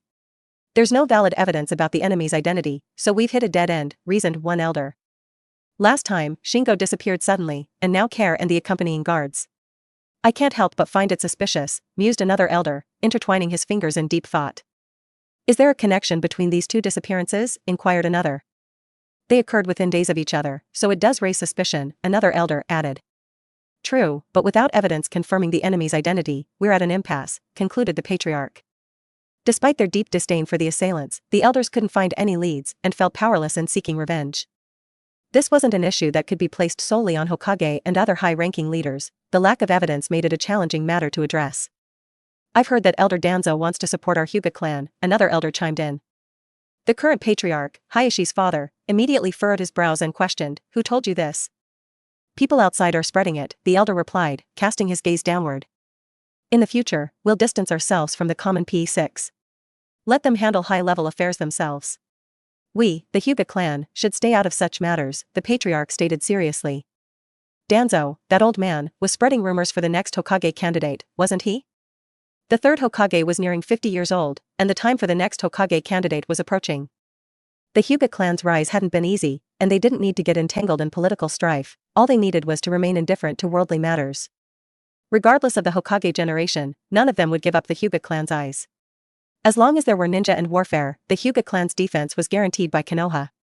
This premise, however, didn't include any involvement in sensitive affairs, particularly Hokage. If anyone becomes entangled in the machinations of high-ranking officials, don't blame me for taking severe action. Let's not fall into the Uchiha clan's pitfalls. Yes, chorused 2 or 3 elders, bowing their heads guiltily, while the rest echoed their agreement. Continue investigating the Care's disappearance. Regardless, we owe the clan an explanation. Hayashi, I'm entrusting you with this matter. Handle it as you see fit. I won't interfere, just follow your judgment, the patriarch said to his eldest son, Hyuga Hayashi, who was the clan's future heir. In recent years, the patriarch hadn't interfered much in his eldest son's affairs. He wanted a capable Hyuga clan patriarch, not a puppet. He knew he'd grow old eventually, and the Hyuga clan's future depended on these young individuals to sustain it. In any case, a competent patriarch needed to exercise independent judgment rather than being a mere figurehead. The elders understood this and recognized that Hazuru's ascension to the patriarch's role was imminent. Yes, father, I'll handle it, Hayashi replied solemnly. He understood that a swift resolution to this matter was essential for the clan's well-being. Shiraishi, reviewing the information Aiin had relayed, continued his research on Sage Mode. It seems that Hokage-sama isn't pursuing Hyuga Care's disappearance. Well, that saves me a lot of effort, he remarked. Even if the investigation continued, it would require significant time and manpower. Moreover, there was no evidence left at the scene. Those ninja who use water jutsu happened to replace Shiraishi as the prime suspects in Konoha and Hyuga's eyes. Although he was curious about the identities of these water jutsu users, Shiraishi had no intention of delving deeper into the matter. Such trivial matters didn't warrant his attention, his sole goal was to release the caged bird. Their identities held no value for him. Whether they were from Kirigakure or any other ninja village, it was of no concern to him. Shiraishi, burning this information on an alcohol lamp, refocused on his study of Sage Mode. Episode 88. The Dread of Rumors. Konoha, Year 41, April. Nearly a full year had passed since the original Team Sakumo disbanded. Shiraishi had aged by a year as well. Regarding organizational matters, there wasn't much to say. They were progressing steadily in the stage of primitive accumulation, handling everything cautiously. Their operations were mostly confined to smaller nations, avoiding involvement with the 5 major countries. Under Shiraishi's leadership, they excelled in the art of concealment, surpassing even experienced ninja in this regard. Solving the caged bird seal and recruiting a subordinate like Hugo Shingo was also a great help to the organization. This prowess extended to protecting the organization's headquarters, a task of utmost importance. Shiraishi also had concerns about the peculiar white creature, which has same ability as General 2, capable of swift movement within a target and eluding typical perception ninjutsu. With Byakugan's assistance, they could counter this threat. Byakugan, with the ability to perceive the essence of bloodline limits, far exceeded regular sensory ninja in terms of observation. Shiraishi also conducted a thorough comparison between the list of Hyuga branch ninjas provided by Hyuga Shingo and the list of branch ninjas given by Aiin. He discovered that the proportion of dissatisfied or hostile ninjas within the Hyuga branch was different from his expectations. While some had completely submitted to the clan, others adopted a wait-and-see approach, often aligning with the clan's decisions. The remainder consisted of branch family ninjas, dissatisfied or even openly hostile to the clan. Although they existed, their numbers were not overwhelming. For now, Shiraishi had no plans to contact these individuals. A larger network posed a greater risk of exposure, and he wasn't eager to draw Konoha's attention. Nonetheless, he acknowledged that Konoha wasn't that bad, maybe he might find potential assets. Progress on the Sage Mode research was promising. After several months of effort, the success rate had increased by several percentage points. When not engaged in their organization's work, Shiraishi continued to live as a dedicated Konoha ninja, conducting research at home and assisting at the academy. As a Konoha ninja, he remained popular, and he often accompanied Ruri when she was on security duty. Of course, these were pure dates. Around mid-April, Shiraishi strolled along the streets of Konoha, displaying an unmistakable air of contentment. It wasn't just because it was Saturday, freeing him from his job as a teaching assistant at the academy and granting him more control over his time. Yo, Kakashi, long time no see, Shiraishi greeted a familiar figure from behind, a young boy with silvery white hair. Kakashi wore a face mask and carried a white thong, identical to Sakumo's. This kid still worships his father so much. Isn't this Shiraishi-senpai? What brings you here? Kakashi turned to face him, his tone neutral and calm. When did you and Ruri learn to speak like this? Shiraishi asked, placing his hands on Kakashi's head and tousling his silvery white hair playfully, disrupting his hairstyle before relenting. What are you doing? Kakashi questioned. Consider it as revenge for what you said earlier. You're quite the annoyance, you little brant. You don't resemble Sakumo-sensei at all, Shiraishi replied frankly. So, what's the purpose of your visit? I doubt it's just a chance encounter, Kakashi remarked, holding a recent best-selling book he'd seemingly been reading as he walked. After stashing the book in his puck and fixing his tousled hair that was messed up by Shiraishi. How's life as a genin? Ignoring Kakashi's action, Shiraishi asked about Kakashi's experiences as a genin. It's not bad, the missions are pretty straightforward, nothing to worry about. Kakashi thought for a while, and expressed his thoughts very straightforwardly. You certainly aren't humble at all, Shiraishi commented, patting Kakashi on the shoulder. By the way, what brought me here today is Sakumo-sensei at home? Shiraishi asked. No, he's out on a mission, but he should be back in a few days, Kakashi responded. That's a shame, Shiraishi lamented. What's wrong? Kakashi asked, puzzled. Today is a big day for me, Shiraishi revealed, looking cheerful. Kakashi looked at Shiraishi quizzically. Are you getting married? Is it Ruri-senpai or Senior Ain-senpai? Shiraishi was stunned. Why would you think that? Isn't it? Kakashi pressed. Of course not. Why would you even consider that? Shiraishi retorted. Senpai, your words are quite misleading, Kakashi said, helplessly. Shiraishi had no option but to retrieve a piece of paper from his bag. It was an appointment letter signed by the Hokage himself. See, starting today, I'm also a chunin of the village, Shiraishi proclaimed with a hint of pride. Akashi could not understand why he felt this way. However, wasn't this something to be mourned rather than celebrated? Kakashi refrained from uttering the painful truth that everyone else in their original team had already become jounin. From this day forward, I'll be your superior, Shiraishi declared. Kakashi, once again sighing helplessly, produced a similar letter of appointment from his puck. Sorry, senpai. I didn't mean to steal your thunder. This morning, I became a chunin. Shiraishi's smile froze. Then, something dawned on him and he gazed at Kakashi in astonishment. Wait, Kakashi, you're only 6 years old this year, and you're a chunin? There must be something wrong. 6 years old only. Shiraishi recalled that when he was 6, he had just started at the academy. While Kakashi had begun at 4, an early age for such training, it still took him a year to graduate at the age of 5, a record-breaking achievement in Konoha. Now, one more year had passed, and he was already a chunin? Shiraishi realized that Kakashi's strength exceeded that of his peers. However, achieving chunin status wasn't solely about strength, it was about leadership and psychological qualities as well. This is signed by Hokage-sama himself. If Shiraishi-senpai doubts if it's real, I have nothing to say, Kakashi responded. Well, I wanted to show off. Thinking about becoming a chunin at 17, and here you are achieving it at 6. Shiraishi sighed with a tinge of self-pity. As expected of Sakumo-sensei's child. It seems I can't treat you like a kid anymore, Shiraishi chuckled, showing genuine appreciation. Kakashi, upon hearing Shiraishi's praise, felt content, especially as he sought to live up to his father's reputation. Shiraishi, his emotions now in check, clarified the purpose of his visit, to congratulate Kakashi on becoming a chunin. Then Shiraishi-senpai came to. Congratulate me for becoming a chunin, but now you should also celebrate your becoming a chunin, Kakashi. Kakashi, however, wondered what there was to celebrate about merely becoming a chunin. Nevertheless, he agreed, understanding that Shiraishi was an old comrade of his father's and a good friend. Following Shiraishi to a familiar barbecue restaurant, they found Ruri and Tsunade already waiting. Next to Tsunade sat a young girl with short black hair, a bit older than Kakashi. Ain-senpai isn't here? Kakashi inquired, noting her absence. She had some business to attend to today, but she'll send her congratulations when the gift arrives, Tsunade explained. That's a shame. I would have liked to see a great battle, Kakashi remarked. Shiraishi inwardly regretted bringing the kid along. Kakashi's behavior was much like his own when he was younger, not particularly cute. Hello, Tsunade-nin, Kakashi greeted Tsunade with respect before taking his seat. I've been waiting for you all, but where's Sakumk? Tsunade inquired, noticing Sakumo's absence. He's on a mission outside, Kakashi replied. He then turned his attention to the girl seated beside Tsunade. Who's this?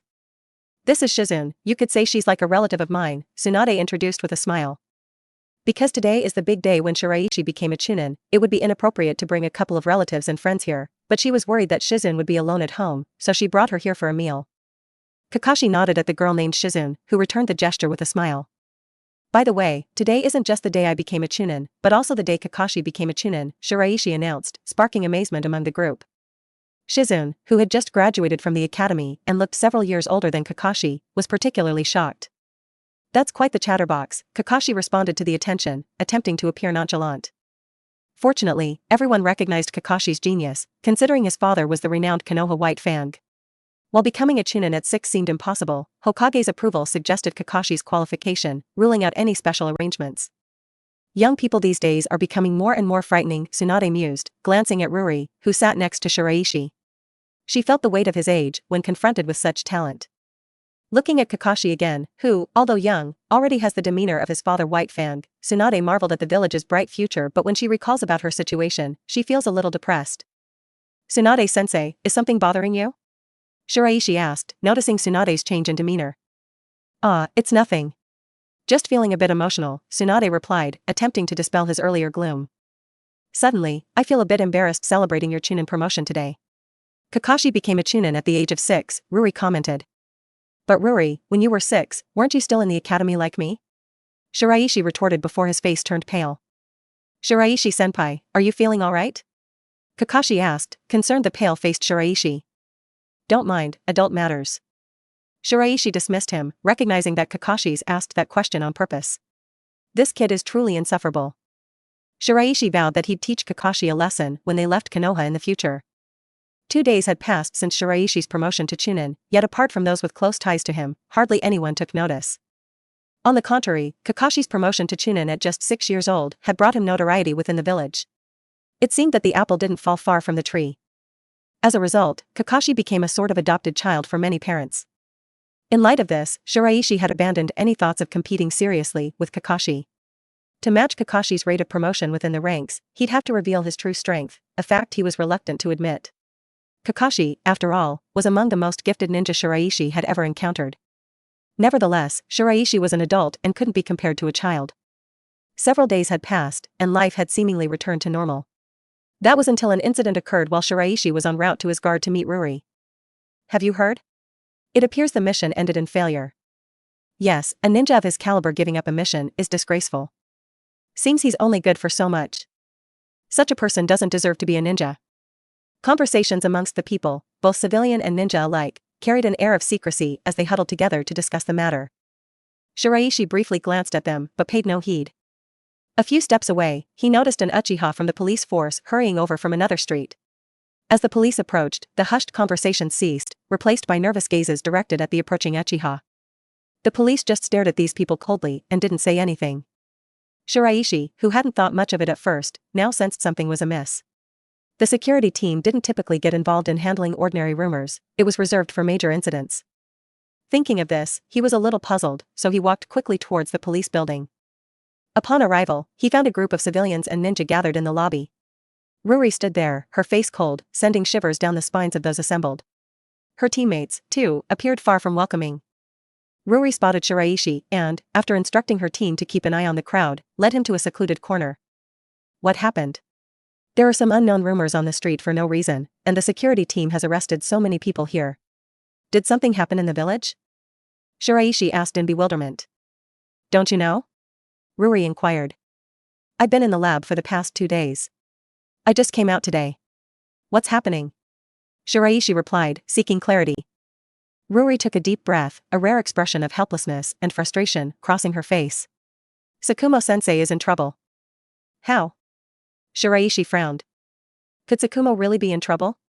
He couldn't help but recall the rumors he'd heard on the street earlier, and an unsettling feeling washed over him. We don't know the source of the rumors. They began circulating this morning and have since spread like wildfire throughout the village. The origin has been traced, Ruri explained, an unusual note of concern in her voice. The cause? Shiraishi probed. Tsukumo-sensei failed a mission this time. It said that he abandoned the mission to save a comrade, Ruri disclosed. Shiraishi was taken aback. Such an event seemed inconceivable, considering the person's strength, which defied common sense. Yet, could these rumors truly spread the entire village due to this? Where are the higher-ups, and have they offered any explanation?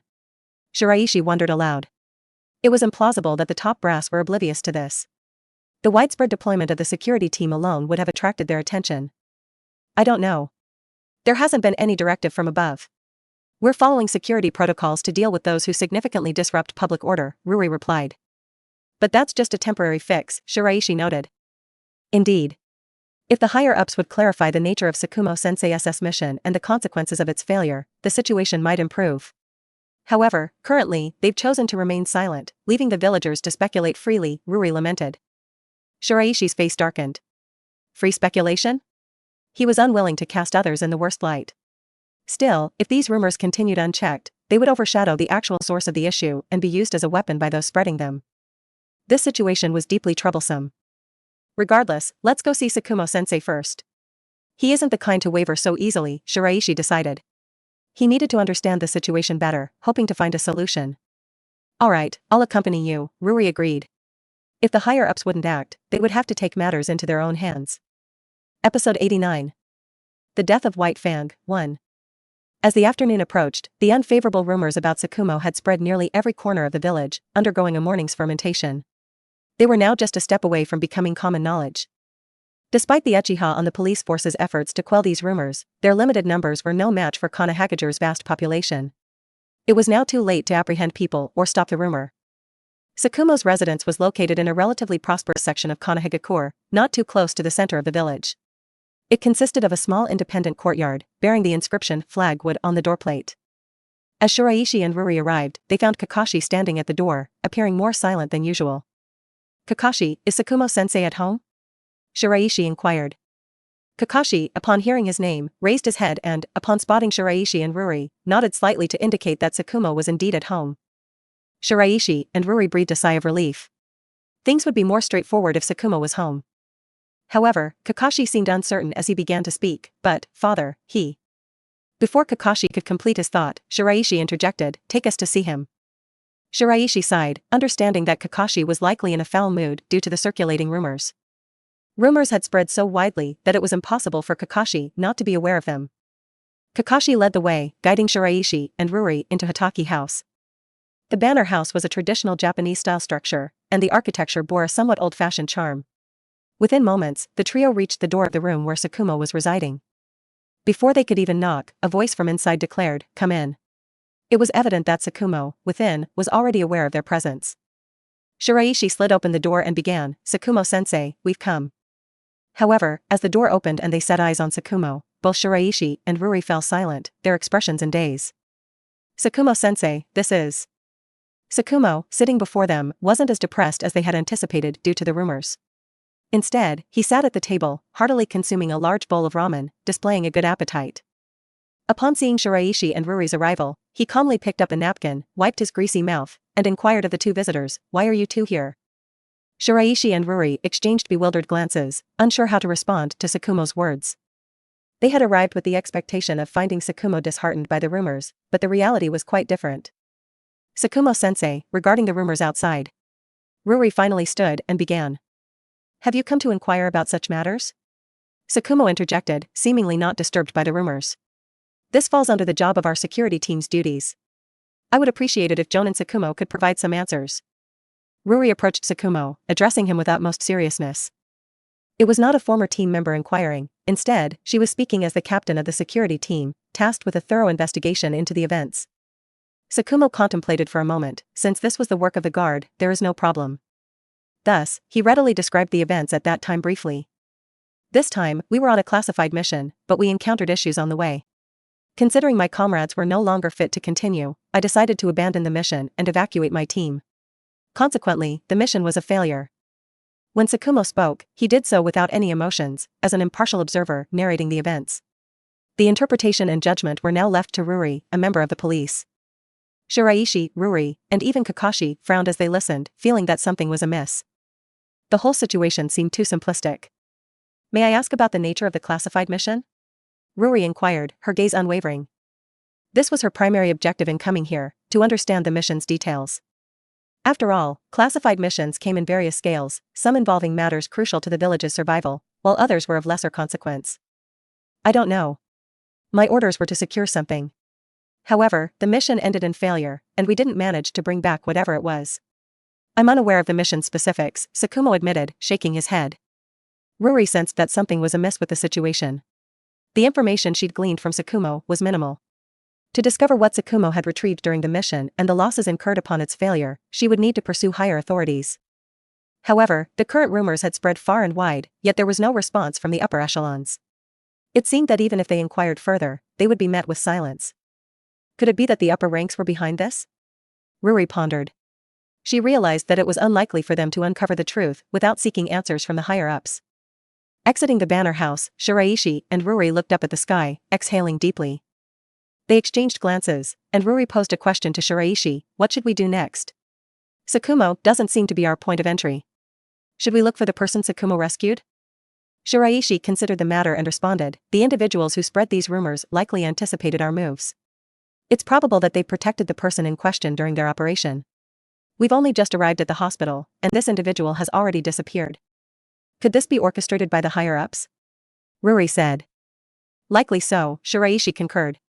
Apart from them, it doesn't appear that anyone else could manage such a feat going by precedent. Sakumo would have been invited by Umbu for questioning and discussions, rather than being left undisturbed at home during such a major incident. Shiraishi was convinced that someone high up or a group of individuals were responsible for these events. Perhaps a power struggle for the Hokage position? Ruri suggested. Ruri shook her head. The higher-ups had executed this plan flawlessly, and the police force could do little in response. In contrast to Umbu, the police force possessed less authority and had a rather unfavorable reputation within Konoha. Once Umbu was mobilized, it signified the Hokage's will.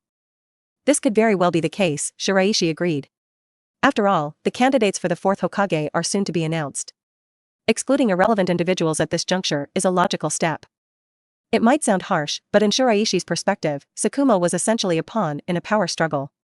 His personal desires and ideas held little significance. What mattered was whether he possessed the qualifications and posed a threat to ascend to the position of Hokage. It doesn't matter whether he aspires to become Hokage. What matters is whether he possesses the qualifications and poses a threat to that role, Shiraishi reflected. Ruri concurred, feeling that Sakumo had been ensnared in a power struggle where his subjective desires were of little consequence. What was important was whether he was a qualified and potentially dangerous candidate for the role of Hokage. Very well then. Once this incident is resolved, the higher-ups will have no reason to suppress Sakumo since. Further, now that their political capital has been expended, Shiraishi concluded. Ruri understood Shiraishi's intentions and began to feel a tad uneasy. The contest for the Hokage position involved the interests of numerous factions within Konoha. Someone whose reputation and strength surpassed even the Sannin and who wasn't affiliated with any faction was, without a doubt, a prime target for exclusion. Damaging Sakumo's reputation, depleting his political capital, and allowing him to remain a Konoha Jonin for the time being seemed like a reasonable approach. Moreover, Sakumo would undoubtedly be reinstated in the days ahead. This period was crucial for the fourth Hokage generation candidates. Once this phase passed, Konoha would continue as Konoha. In Ruri's personal opinion, Sakumo wasn't particularly suited for the Hokage position. He lacked both ambition and determination, functioning instead as an outstanding Konoha Jonin. That's true?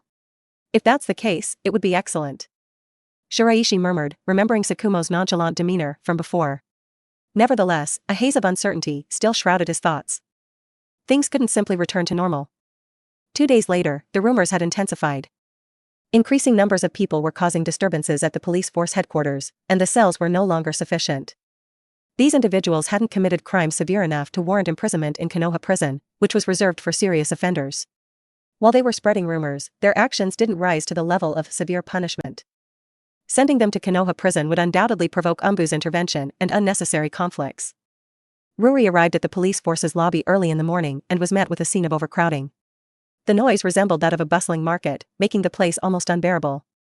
What's going on? Are there still so many people causing trouble? Ruri asked, taking in the chaotic scene. 2 members of her police force saluted her as she entered. One of them reported, "Yes, Captain, there have been new rumors this morning, and the police force is now severely understaffed." The police member wore a helpless smile as he spoke. He found it astonishing that a rumor could generate such chaos. In his eyes, it was the villagers who were overreacting and gossiping without understanding the situation, some even uttering offensive remarks that members of the police force found difficult to stomach. This was a clear divergence from the central issue. Beating these people wasn't in line with protocol, and bringing them to the security team for discipline was hampered by a lack of space. Thus, the police force were facing a dilemma. If these people were released, the rumors would only intensify. Retaining them would overcrowd the facilities, impacting the security team's operational efficiency. As they spoke, the member smiled wryly. He couldn't believe that the situation had escalated to this point. In the end, this was a failed mission, but Tsukumo Hatake was a renowned ninja, and over the years, he had become synonymous with intimidating the enemy on behalf of Konoha. However, even someone like Tsukumo was human, not a deity. The occasional mission failure was par for the course. After all, there was no indication from above that the mission's failure had resulted in significant consequences. In this sense, even the so-called Sannin were no different. After all, the title referred to a group of defeated leaders. However, how many dared to underestimate the Sannin? In the eyes of the Uchiha and the police force, it was the villagers who were causing a ruckus, gossiping without understanding the situation, and even uttering offensive words that the police force found hard to tolerate. These actions deviated from the core issue. While the police force possessed greater strength than the Umbu, they lacked the latter's authority and reputation within Konoha. When Umbu was deployed, it represented the will of the Hokage himself. Find some individuals who can utilize Earth Release and create additional temporary cells outside, Ruri instructed, her face cold. Yes, replied one of the police, who promptly went to secure those capable of using Earth Release and expanded the makeshift prison outside.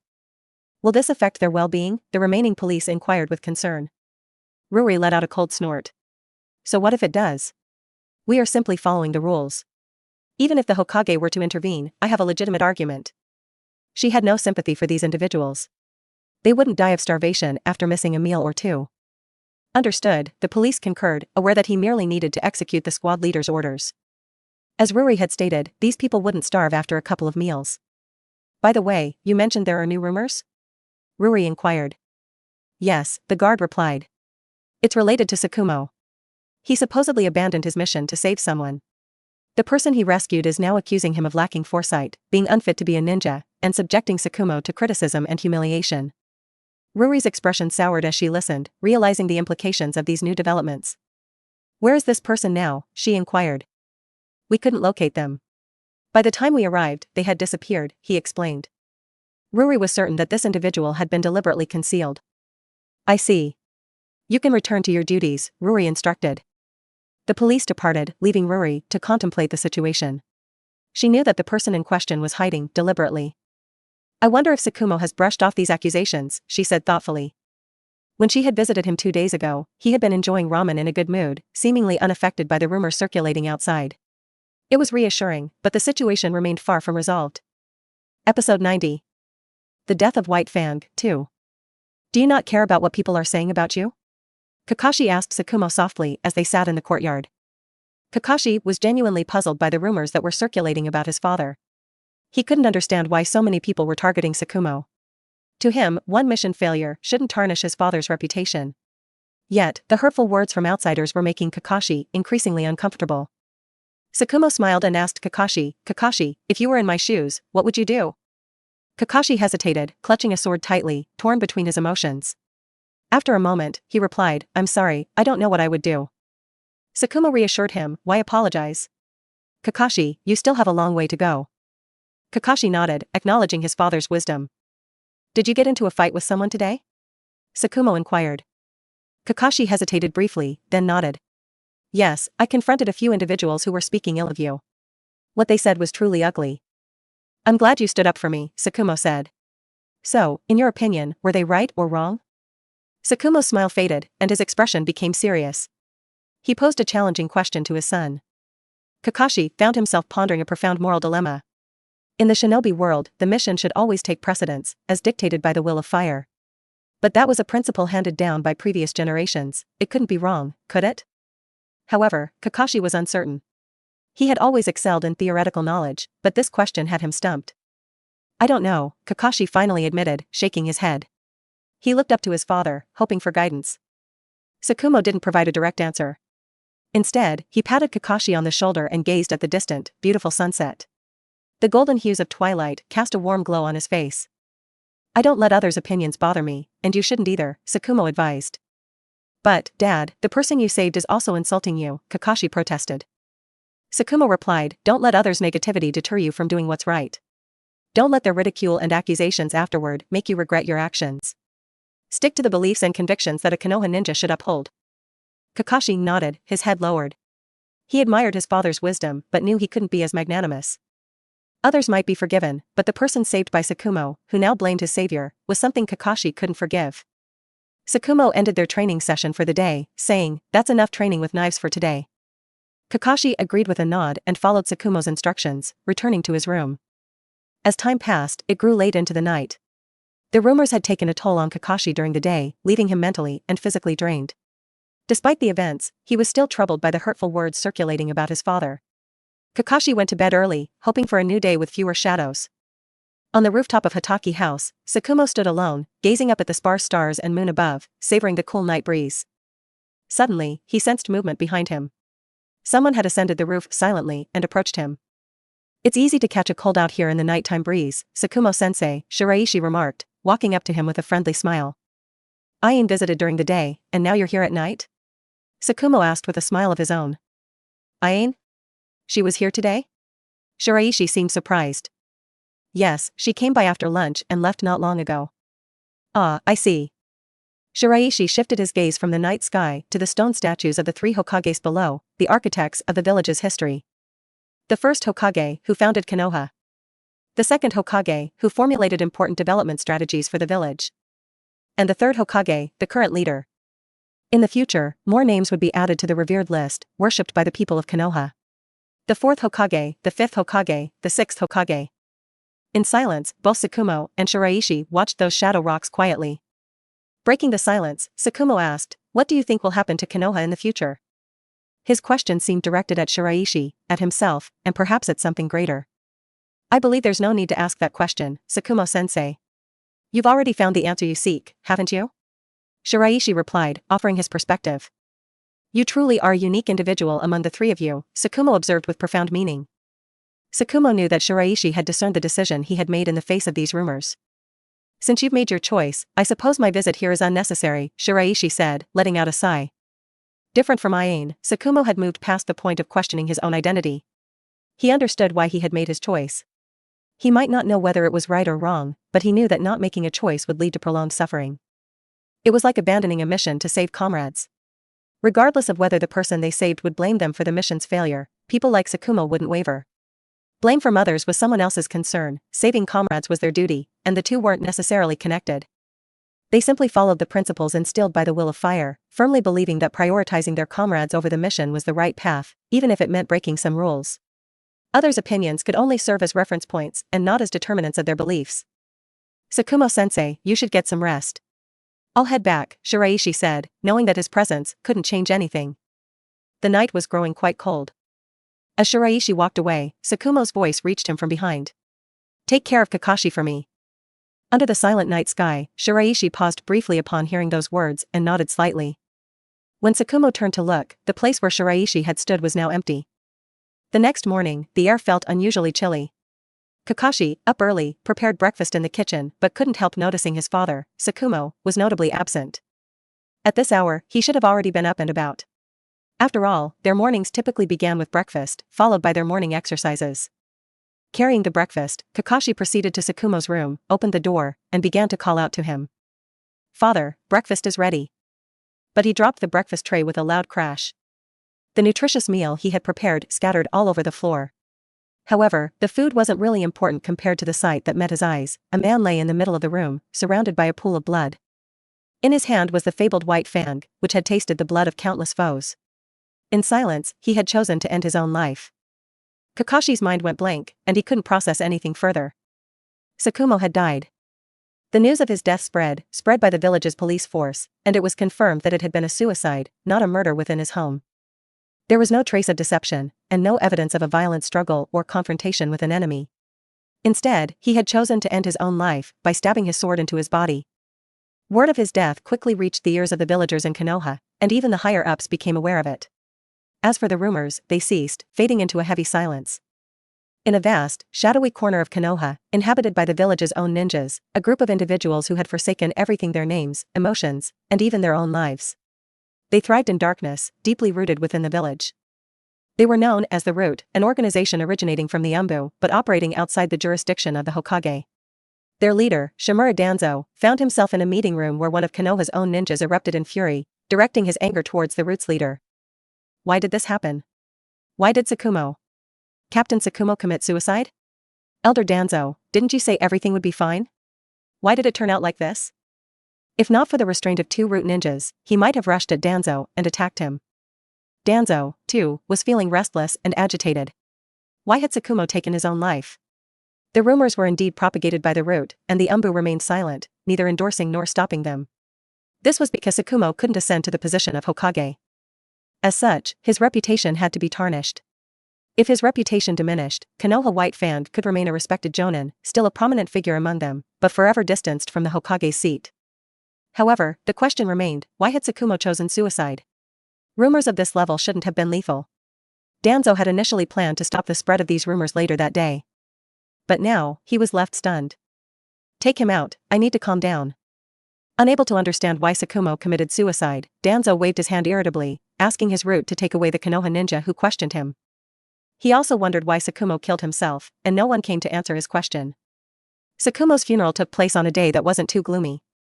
Few attendees were present. Apart from Kakashi, Shiraishi, Ruri, and Ayane, only a few familiar faces like Tsunade attended.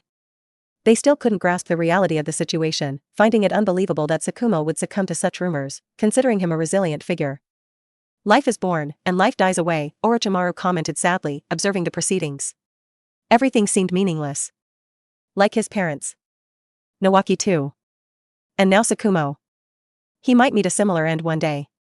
He couldn't fathom why, but a sense of dread had settled in Orochimaru's heart. He shook his head and was the first to depart from Tsukumo's funeral. He had seen too many deaths in his lifetime, and Tsukumo was but one of them, unlikely to be the last. Many people connected to him would meet a similar fate, and life, it seemed, was incredibly fragile. Jiraiya-sensei, why did Tsukumo-sensei do this?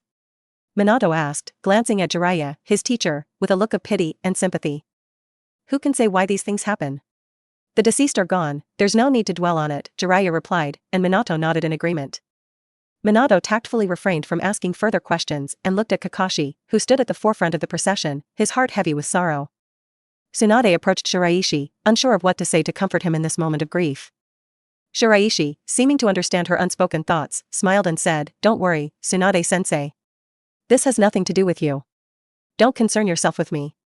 Tsunade nodded, and soon after, she departed with Jiraiya and Minato, leaving only Shiraishi and Kakashi behind. Shiraishi placed the flowers he held in front of Tsukumo's grave. "Tsukumo-sensei, you embodied the true spirit of a ninja, upholding the very essence of our beliefs." The higher-ups hadn't been entirely wrong in their thinking. By suppressing Tsukumo's reputation, they had intended to allow him to live peacefully as a jonin. Their intentions were well meant, with the best interests of Tsukumo's future in mind. However, their execution had been flawed. In this world, many individuals valued their honor and principles more than their own lives. To their enemies, Tsukumo was the despised Konoha's white fang. To those on his side, he was the trusted companion they could always rely on. He was a ninja who considered his comrades his responsibility, placing their lives above his own. What he truly upheld was the untainted will of fire in his heart, a principle that had never been marred by external factors. Now, even the village's high-ranking officials seemed to have strayed from this path, intentionally dismantling the very principles upon which the village had been founded. They had used the rumors as a pretext to suppress him, a profound humiliation. But what had this village been established for in the first place? It had been created out of a sense of unity and loyalty, yet the very ninjas who had chosen to bear the village's burdens were being slandered by rumors. This was the bitter irony. Those who believed they had inherited the will of fire never questioned it, even when they were confronted with discrepancies. They had forgotten why the village had been founded and strayed from its foundational principles. Shiraishi believed that the perspective and starting point of the village's higher-ups and Tsukumo had never truly aligned. Tsukumo-sensei's death, he hoped, would serve as a wake-up call, causing those in power to re-evaluate their actions. As he concluded the funeral, this silent prayer resonated deeply within him. It was also the sincerest form of blessing. Otherwise, if this cycle of actions continued, Shiraishi could foresee that Konoha White Fang was merely the beginning, not the end. More individuals within the village would follow this same path, losing themselves in the wavering rules and becoming tragic victims of their own making. Life was an exceedingly fragile thing,